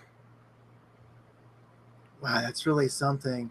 Yeah, especially the idea that, well, the reality that the cars did have organic shapes, like the beautiful fenders on a 57 Chevy, well, the tail fins on a 57 Chevy or the older Cadillacs. I mean, the beautiful, like, I think the like 1970 and 71 Corvette might have been its best years. You know, I think just some, especially with the front end. And you can think of so many things. The Camaro is just so beautiful. Yeah, the Camaro, the AMC stuff that they were putting out. I mean, or AMX. I'll give you two things, right? I'm probably giving you more than you bargained for with this. Oh no, it's good.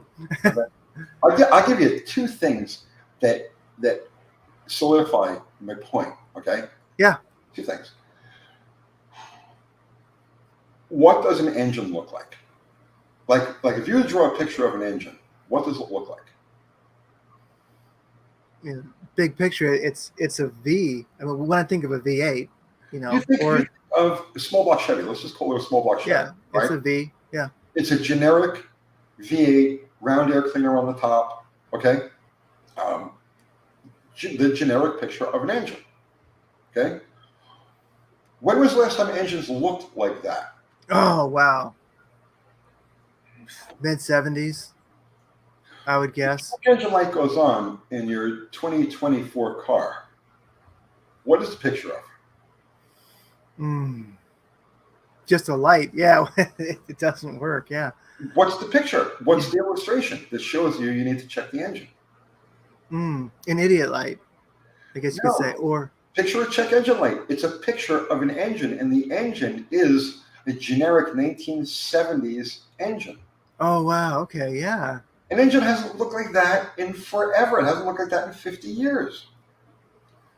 Air cleaners aren't on the top anymore. They're not, but the silhouette on a check engine light is. Now, there are generations of people who've born and died in the time since that vision became obsolete to where even to this day, that's still what an engine looks like. You know what I'm saying? You have to go back to the 70s to find what things are supposed to be. Like when they're their ultimate organic form. I'll give you another one that okay. People listening to this are going to say, this guy has completely flipped his shit. Okay. All right. I doubt it. Yeah.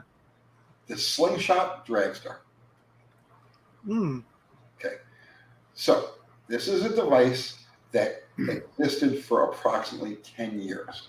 And the form that we traditionally picture it in began in 1865 and ended in 1971. So it's a 6-year period, right, where the slingshot dragster has that classic slingshot dragster form. Okay. 1971, done. It was over. To this day, when somebody's going to illustrate a drag race or a dragster, what do they use? They use the slingshot dragster in its traditional form, something that hasn't existed in its natural state in 50-something years. Why? Why does the slingshot dragster look right? It's organic, I guess you could say. I mean, Woman. what's that? It's a woman. Oh, it's a woman. Okay, the slingshot dragster is a perfectly proportioned woman. Oh, okay. I'll have to look at that. Yeah. Well, I'll picture this now. The skinny tires up front are her feet. Right? The axle and the small part of the frame where it comes down, it tapers down to the center, are her ankles. You go forward, the frame rails expand. They go from small to larger. They come out on a perfect taper. The fuel tank is located traditionally in the middle between the engine and the front axle. There are the knees. Now you get to the engine. The engine has these zoomy headers, and the angle of those headers is a Kent Fuller design. The proportion is supposed to be the angle back on the header is supposed to match the angle back on the roll bar. That was the formula. It was actually a Tommy Ivo car that was first built that way. But the engine and the zoomies make up her torso. Okay, you go to the tires, right? The tires, the engine, the all of that makes up her torso, and then the driver behind it all with the single hoop roll bar. The single hoop roll bar is the hair that frames the top part of the body, and then you've got the driver sitting there with the traditional breather mask and goggles, which hasn't been used. I was probably the last person to use one in the 1990s, right? I was probably the last person to wear one of those things. That's her face. Those are her eyes. The single roll bar is her hair. And the hair flows down into her breasts and her hips, which are the tires and the zoomies. That's amazing. It's true. Oh my gosh. Next time you look at a slingshot dragster, especially like 1970, 1969, 1970 is like the key year for that. That was like the apex of that styling. Look at it, and it's literally a woman. That's amazing. So we lost something organic as the 70s started. And that's the thing, it's always gotten me. By about 73, I'm sort of out when it comes to cars. Nothing really moves me. My favorite years are like 60 to 72, 73. But after that, it just now there's some cool things that lasted into the 70s. There's some mid 70s stuff, which is cool. But in general, yeah, it was over the beginning of the 70s. There's no 66 Chevelles. There's nothing beautiful after 72, 73. Nothing beautiful. They make it literally. And to this day now, when you want to have something that is beautiful or strikes those, you have to go back to look at the Challenger, one of the most popular cars. What is it? It's a 1970 shaped car. It's bloated and fat like everything else in the world today, but it still maintains that Coke bottle shape, and it's true to. You see what I'm saying? Yes. The Mustang, the Camaro, all of these cars, the most stylish and desirable cars, for the general population, all have their styling and their names and the imagery and the colors from 1970. And could there be something to it along these lines too? In New York, there's a great street poet, and he did this documentary. There's a documentary done about him called The Cruise. His name was Speed Levitch, and when he's a tour guide, and when people asked him, how come these buildings were so beautiful? There was so much effort put into making these buildings beautiful when it was hard. And now that it's easy, we don't bother. And he says, the buildings are beautiful because the people who built them felt beautiful. Yes, exactly. brutalism took over, right? The old world was white, and then brutalism came in, and it all, there was a pivotal point, 1970. So 1970 is the high watermark, okay? It was a buildup. Everything built up, okay? Every industry, the media, the magazines, the movies, the cars. It was the height of respectability as far as government goes. You had this build. You look at things from that era, like 1969, 1970, because it's a high watermark. So you have to pinpoint 70, but you build up to it. Okay, you've got like things like 1969. You've got like Abbey Road, the most classic, timeless album, right? It still sounds brilliant today. The Who, Tommy, still sounds brilliant today. The Doors still sounds brilliant today. And I'm not entirely convinced that Rush Limbaugh is not Jim Morrison, but that's besides. I hope he is. I'll take it. Yeah. It was the height of culture. It was the height of individuality, and the cars, the music, the media, everything reflected that. And then from that point, it was a high watermark. And then from that point, it started on its way down. Like the downfall of popular music was the introduction of disco. Right? Yeah. It was just, okay, let's take away this individuality. There's no room for a Janis Joplin in here. It's got to be repetitive and mechanical, right? That's the whole scene, repetitive, mechanical, and artificial. Everything was synthetic at that point. Yeah. We went from analog recording to digital. We began to, and that's a huge difference too. And well, something that always got me about the older cars, let's say pre-70, I used to think, well, what do we know about history? I know that that's very recent history, but I would think, how did men design these? Because they're vulnerable. Like, they're so beautiful that I just think of these guys, these tough guys, these very masculine men who work at, General Motors or Dodge or wherever, and they're designing these cars. And I go, you know what? This car is vulnerable. There's something so beautiful about it that you can see these men had a soft spot. They were artists. I don't know. That's the way I look at it. It's just, there was a vulnerability. These guys were like exposing their soul when they made these things. I think, at least. When you said that, the thing that came to my mind was DeSoto taillights. Right? It's the height of vulnerability. Okay? They're stacked way high. They're not protected by a bumper. They're not really protected by anything. They're just long, cylindrical, red plastic. But I know that's probably not what you were getting at, but when you said it, that was in my mind. It's like, it's vulnerable, but it's beautiful, and it's beautiful because they just stand alone out there in the.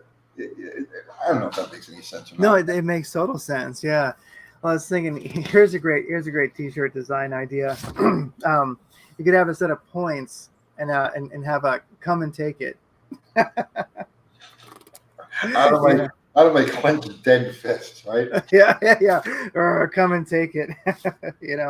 Well, we're definitely, as you mentioned in one of your videos, fighting the system with old world tech. And I think that's really, I think it's very, very real, and I'm noticing that as I like restore something old, it's different, where I used to always want to do like the latest thing, upgrade things, do the Patronics ignition, all this kind of stuff. But now I've gone back to, I really want it stock and analog, so there's a change taking place. And I think that there was something very organic about points, of course, right? Organic, natural. There was a spark. It was mechanical. And, this is something that I would, just recommend to people if they want to try it. If you haven't done it, drop a distributor in that has points, or drive something that has points, then drive the same car with an electronic ignition. And it feels different. I know maybe some people wouldn't feel it, but there's something about that. Even drum brakes versus disc, all kinds of stuff. It's like I actually really like a 60s or an early 70s vehicle with disc in the front and drum in the back. I like the way it drives. I like it. No, there's so much to be said for all of that. The way the seats feel, the smells that are involved in the older cars, and even even back then, because it was organic. The new car smell was part of it. Now the new car smell is something you spray in there. It's not organic.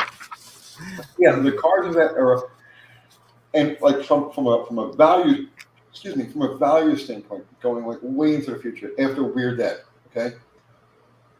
Those are the cars. The ones built between, let's say, 1955, 56, 57, up until 72, 73, maybe 74 is about the end of it. Those are the cars that people are going to want. You don't have to be a car freak to look at these things and appreciate them. And, you don't have to be a scientist to work on them. They're as like us as you can be and still be an inanimate object. And when you're talking about like things like points, I said in that video, you're working with very basic elements of nature. You're dealing with, yes, right? It's magnetism. Yes, magnetism is part of the natural world. Collapsing fields. These are things that happen in nature, and all we did was just kind of like harness them, right? The gasoline, it's derived from oil. Oil is completely organic. It comes out of the ground. People don't think of oil as being organic, but it is. It's something that the earth, it's as organic as you could, you know what I mean? Yeah.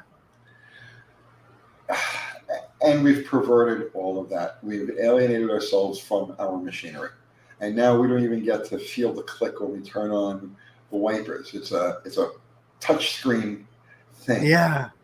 A disposable touch screen thing. Yeah, it so is. Wow. Well, I don't want to keep you forever. I've had you a while, but maybe I can ask you a couple questions before, like, because I think we definitely touched on something. Like, the organic machine changed in the early 70s, and it's a big deal. And I think the world began to change also. That's when we went off the dollar went off the gold standard. Like there's 1971. Yeah, there's a marker. I'm telling you, points. When we lost points, we lost our freedom. It's a marker. That period of time, 1970, like I said, the collapse. That's when the collapse began, and the build up from the turn of the last century, the Model T, and the evolution of cars, and then the interstates, and all this stuff.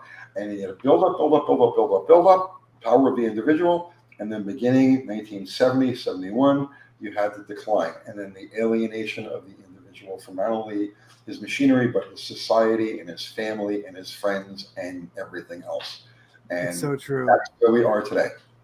Yeah, and there's on your website, there's a great page called the Wayback Machine that gets into a lot of your previous articles and such. And so since you've been so involved in magazines, I mean, you were there in their height, do you think that the world is missing magazines? Do you think there ever could be a magazine renaissance? I know there's still magazines, but I miss it. I miss it. I've actually started to buy on eBay a couple of collections of like the whole year for like 70 and 73 and like the 60s, like just Hot Rod magazine. I have a bunch of like old like American Rifleman the same way. I look at these magazines. Yeah, I just magazines too. Yeah, I just go, I don't want to like live in the past, but I gotta just look through them sometimes because I feel that time. Okay. I agree with you, right? On one level, I agree with you. On another level, I try to take 1,000-foot view of everything, okay? And I try to look at the interrelated bits. Like when you take the 1-foot view, okay, you only see what's in front of you. You take the 10-foot view and you see what's on the table. You take the 1,000-foot view and you see the whole city that you're in, okay? And you can see how all the different things are interrelated with each other. So when it comes to things like magazines, print media, I take the 1,000-foot view. I kind of take the 10,000-foot view. They're gone. But a larger pattern that I've noticed, and you brought it up before, like for instance, the architecture, okay? Previous to our version of this civilization, people built beautiful things that were intended to last. There are buildings out there that are thousands of years old that are pristine because they were built to last. They were built to last forever. Okay. Yeah. All right. Our society is built on the concept of disposal, of being disposable. And this occurred to me. Not too long ago. There was a shop that I pass on a regular basis, and it's been there since I moved here to Tennessee. So it's just part of the landscape. And as I passed that the other day, not the other day, recently, and it was gone. And I only noticed it because it was gone. It was something I would see. Right? And when I say it was gone, I mean it was gone. There wasn't a trace of it. So this is a building that was built probably 30, 40, 50, 60 years ago, whatever it was, but it's part of our modern society. And it was completely missing. It was void.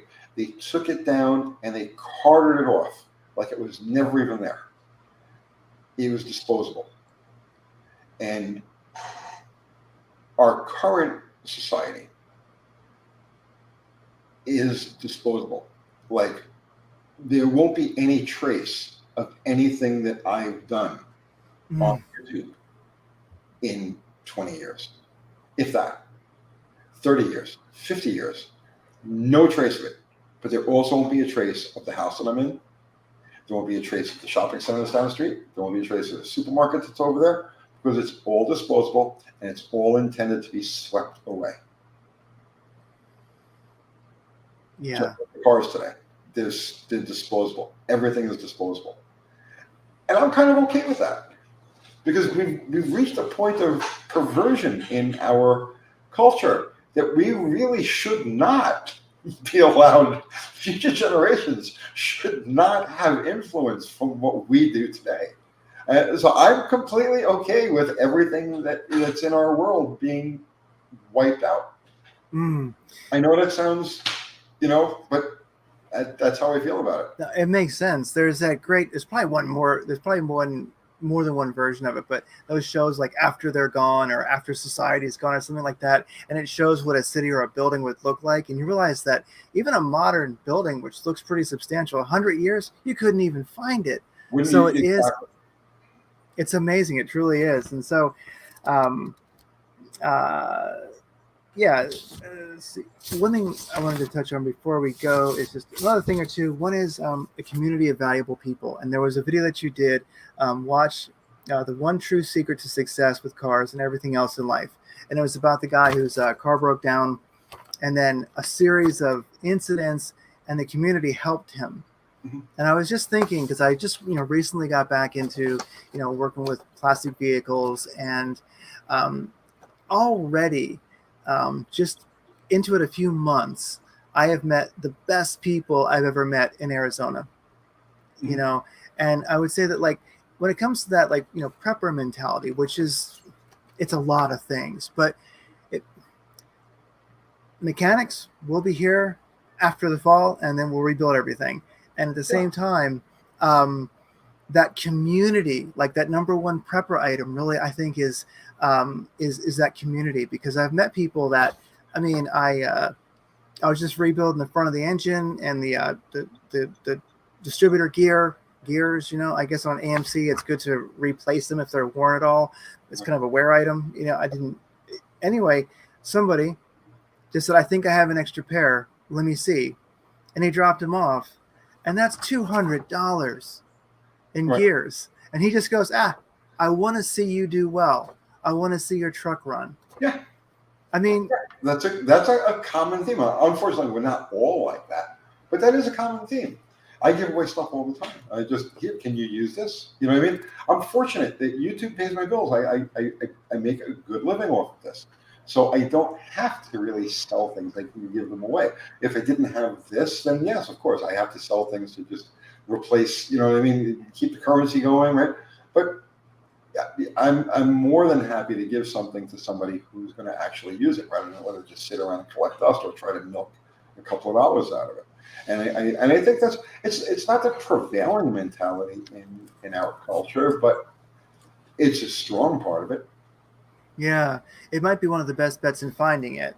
or at least a good avenue to approach, because now I like going to like the Jeep rallies, go do some off-roading with some friends and all. And so yeah, there is a loneliness epidemic, there really is, and people are disconnected.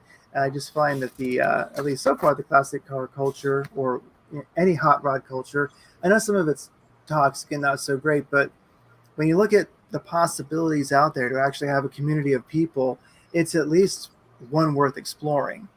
I There are a lot of subcultures out there that are like the car subculture.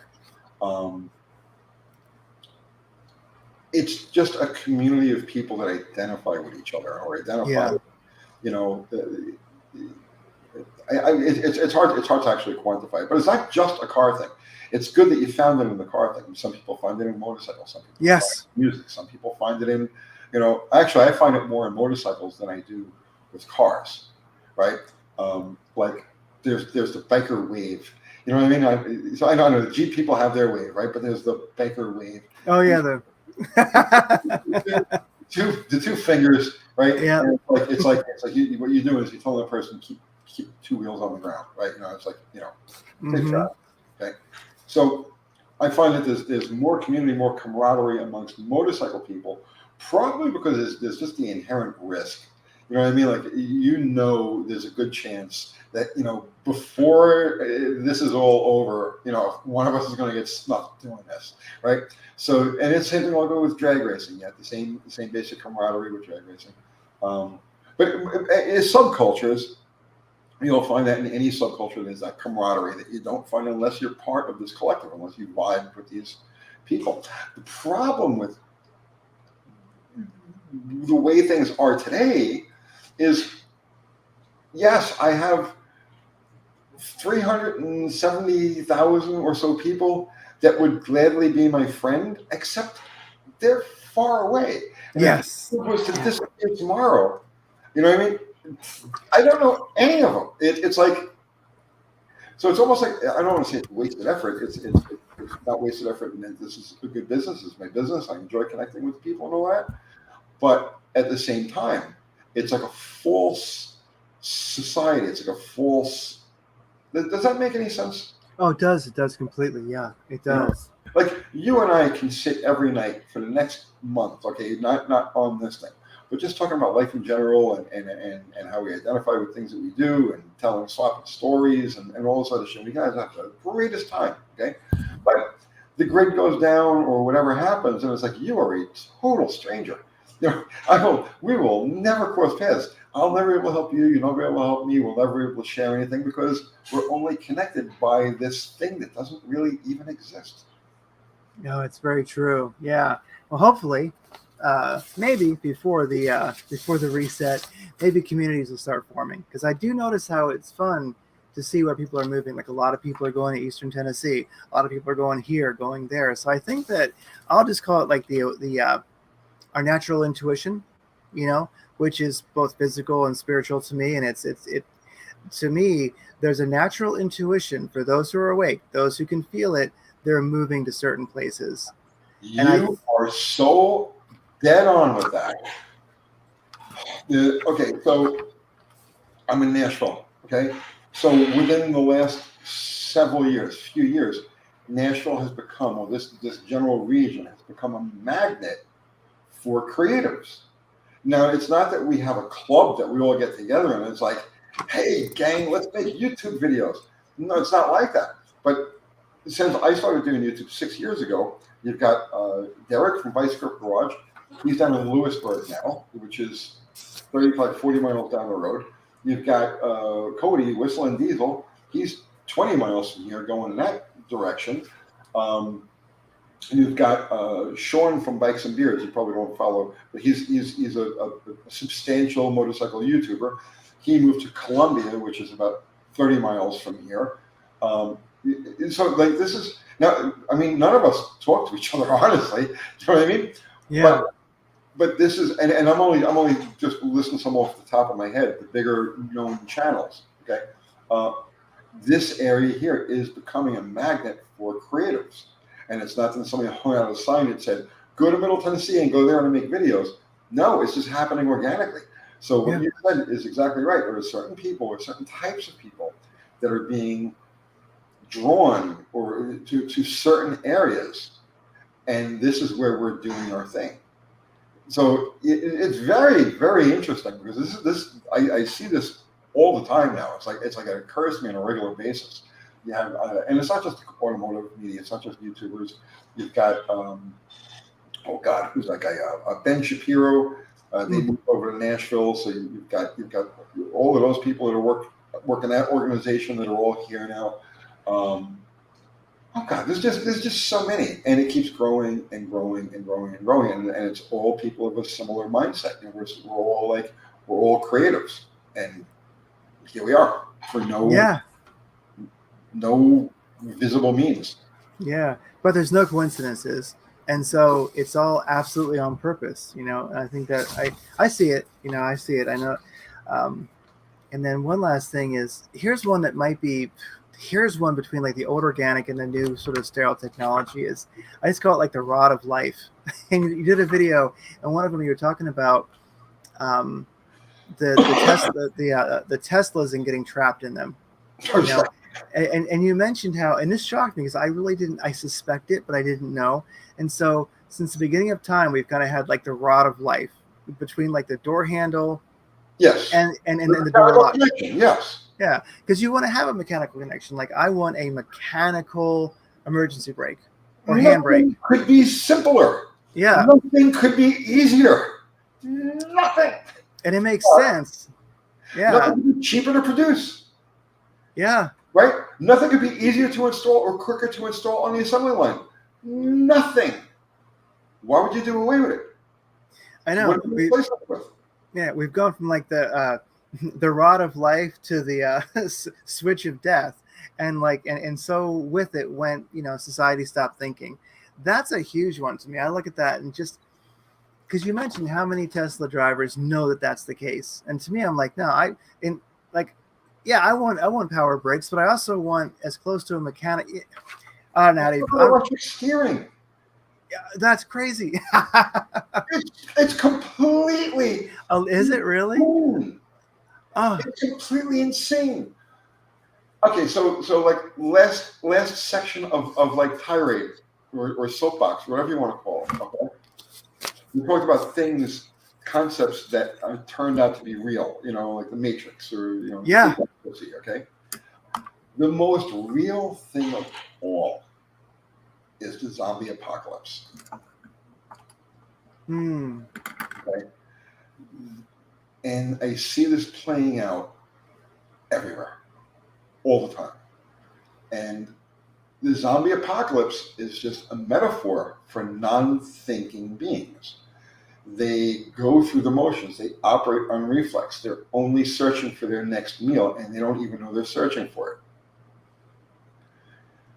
And unfortunately, that encompasses probably a good majority of the population. Where, like, the things that we're talking about here wouldn't even register. It wouldn't. Nothing that we've discussed here so far could ever enter their consciousness because they're not capable of thought beyond the reflexes. And I see this everywhere all the time. There's no sense of self-awareness. Yes. No sense of societal awareness. There's like none. It's just not there. There's no imagination. There's no self-determination. Okay, this is the majority of people out there now. The zombie apocalypse is a metaphor for that. And it's real. Yeah, it's a parable. You know, it really is real. It's a metaphor. It's a parable. Yeah, there's no coincidences, and just like Oppenheimer seemed to have shown up this strange movie at an odd time for a decade or more. We've had zombie movies, and it's only gotten to be a stronger culture. I mean, zombies are everywhere, and yeah, it's a parable. It's a metaphor because. I don't know if you see it, you see it, and I certainly see it myself too. Most people don't see it, and usually they don't see it because they're part of it. So self-reflection is one of those things that they don't have. Well, and also working with metal or plastic, whatever it might be. But I have talked to some holistic health practitioners. Not medical advice, anybody, but I've talked to some holistic practitioners who say that what, for men, women too, but especially for men, to work with steel, to work with metal, actually, it raises testosterone. It'll actually keep it. It will keep you young longer. I believe that. And that's an NPC thing right there, or like a zombie thing. Like, they're not going to get it. They're going to say what, and I even would go so far as I think metal has consciousness in a way. Metal is alive. It is. I agree. I absolutely agree. Metal has an energy. It maintains the energy of the earth. You can keep changing it around. You can change its form. It's just like gold. Okay. Gold's a perfect example. Okay. You hold a piece of gold in your hand, right? Do you precious metals at all? Love them. Okay. Love them. You hold a piece of gold in your hand. I remember the very first time I held a gold coin, right? Conscious of it being a gold coin. And I remember saying to myself, I get it now. I get it. I understand why the pirates and the kings, and I get it. I understand why they want this so badly. Mm-hmm. Because it has an energy. It vibrates at a frequency that aligns with something in us. And that is where its intrinsic value comes from. And you don't feel that particular thing if you hold any other metal. That's not to say other metals don't have feelings, but gold is very, very specifically in vibrational alignment with our own bodies. Yeah. But steel, even aluminum, these are all elements from the earth. And even though we're changing them, we're messing them around, everything, they're still elements. You know what I mean? Like plastic, on the other hand, and people work with wood. They become very passionate about working with wood because wood really is. Wood's organic. Okay. Yeah. So vibration from people who work with wood, the connection that they have is another thing. But you work with plastics, and yes, all of the basic elements came from Earth, but they've all been so manipulated and chemically. There is nothing there. There's no life to them. So when you get a car that's like mostly metal, you know what I mean? It's got some cotton in the seats. It's organic. Right?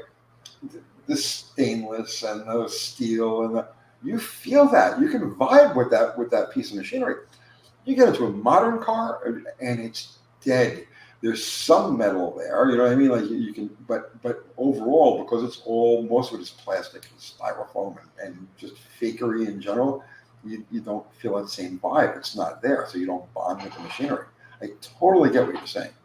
Yeah, bond with the machinery. It's absolutely true, and that's awareness right there. That's like being aware of the matrix. That's living that organic life pre-1970. And so if anything else, being a mechanic, being mechanically minded and doing what we're talking about, it connects you to life.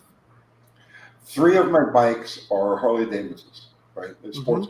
I have a 99, an 02, and I have a Buell Ulysses, which is based on a Sportster. And they suck. These are miserable, heavy, slow, cumbersome motorcycles that have they have nothing on modern bikes. Okay, modern bikes do everything exceptionally well. You get off of one of my bikes and you get on something from the modern era, and it's like, oh my God.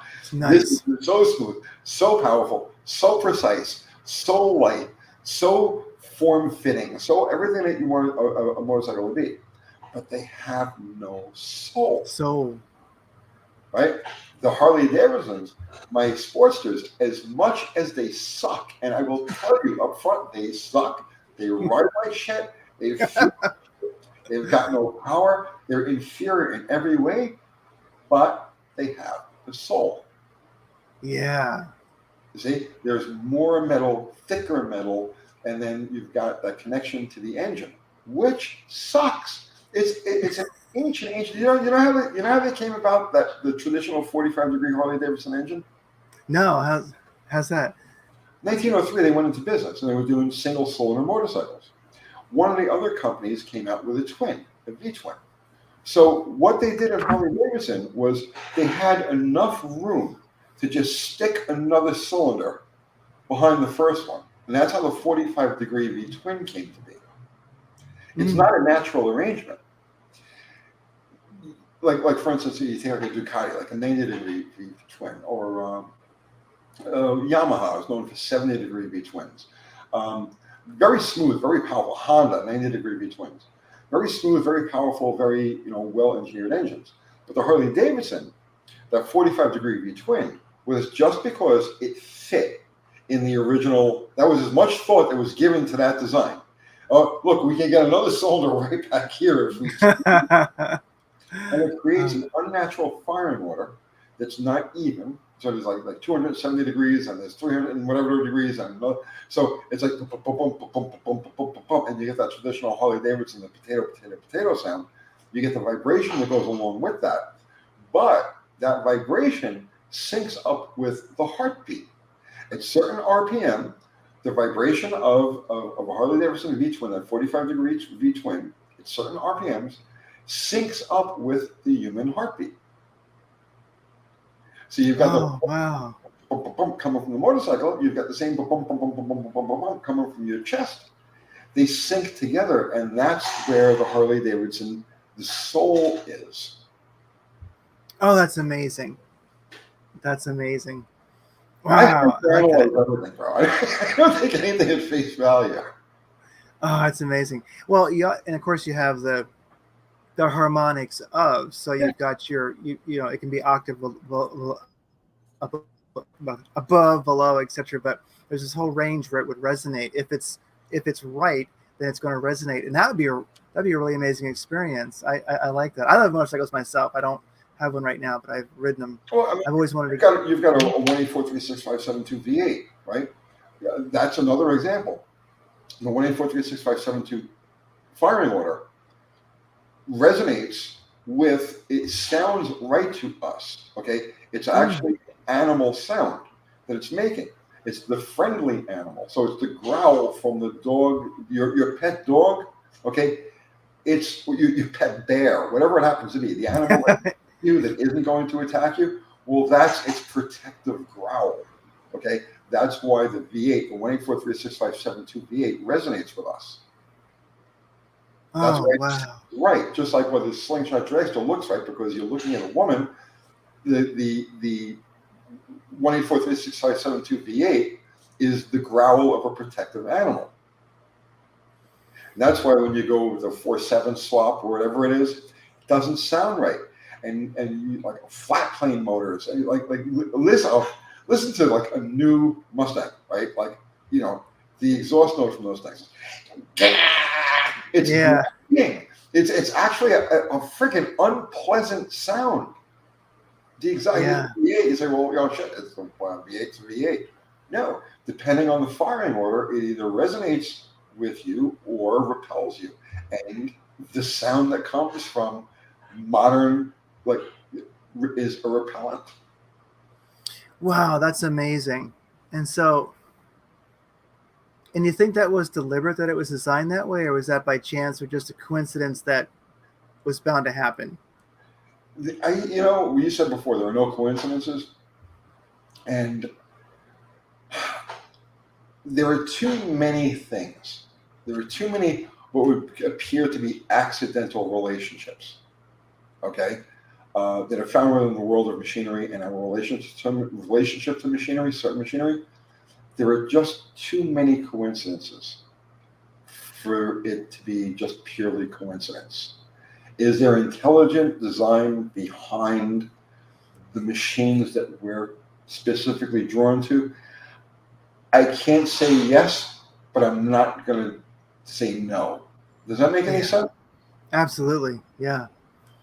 Well, like I said, I hyperanalyze everything. If something feels right to me or something sounds right to me, I want to know why it feels right or it sounds right or it smells right. What connection is my subconscious mind work? Because it's our subconscious that makes all of these connections. The subconscious is an idiot. The subconscious can't process words. It only works in images, right? It only works, you see what I'm saying? Yeah. So, what part of this thing, what about the color of that car resonates with me? What about the smell of that interior resonates? Mm-hmm. Why does burning rubber have a, what I mean? You see what I'm saying? Absolutely, yeah. It's fun to get crossed up in a car. Crossed up? Yeah, where it's not quite hooked up and you got to drive it a little bit. You see what I'm saying? Yeah. Why is this appealing? That hooked up and stuck to the track is the way to go. Spinning isn't winning, right? Every quarter rotation of a tire is 10 foot, 60 foot, right? Why is it that when you hit it and the thing breaks loose, you get a smile, even though it's not the way it's supposed to be? Mm-hmm. You know what I'm saying? Why do these things work? What in our subconscious minds aligns with this? And there are just too many coincidences for me to say, it's just purely coincidence. Yeah. These things, you look across the landscape of machinery, and especially machinery that we've come to love and become cult things, they all have that same thing in common. They represent some organic connection to our either current reality or primal past or whatever it happens to be. Yeah. Well, when things are being created, from that subconscious, from the I am, you could say, it's timeless. So it has like this incredible reservoir, which is beyond time to pull from. So it knows what it's doing when it does it because it's in the future as well. You might say, it's all one at that point. So I think that because I look at the sound of a V8 and I've never thought about it before in the same way, but yeah, there's this comfort. A 1843657 V8. 184.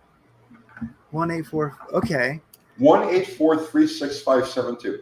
That's the standard firing order for all Chevy V8, or the traditional Chevrolet V8. It's the firing order for all Chrysler V8s.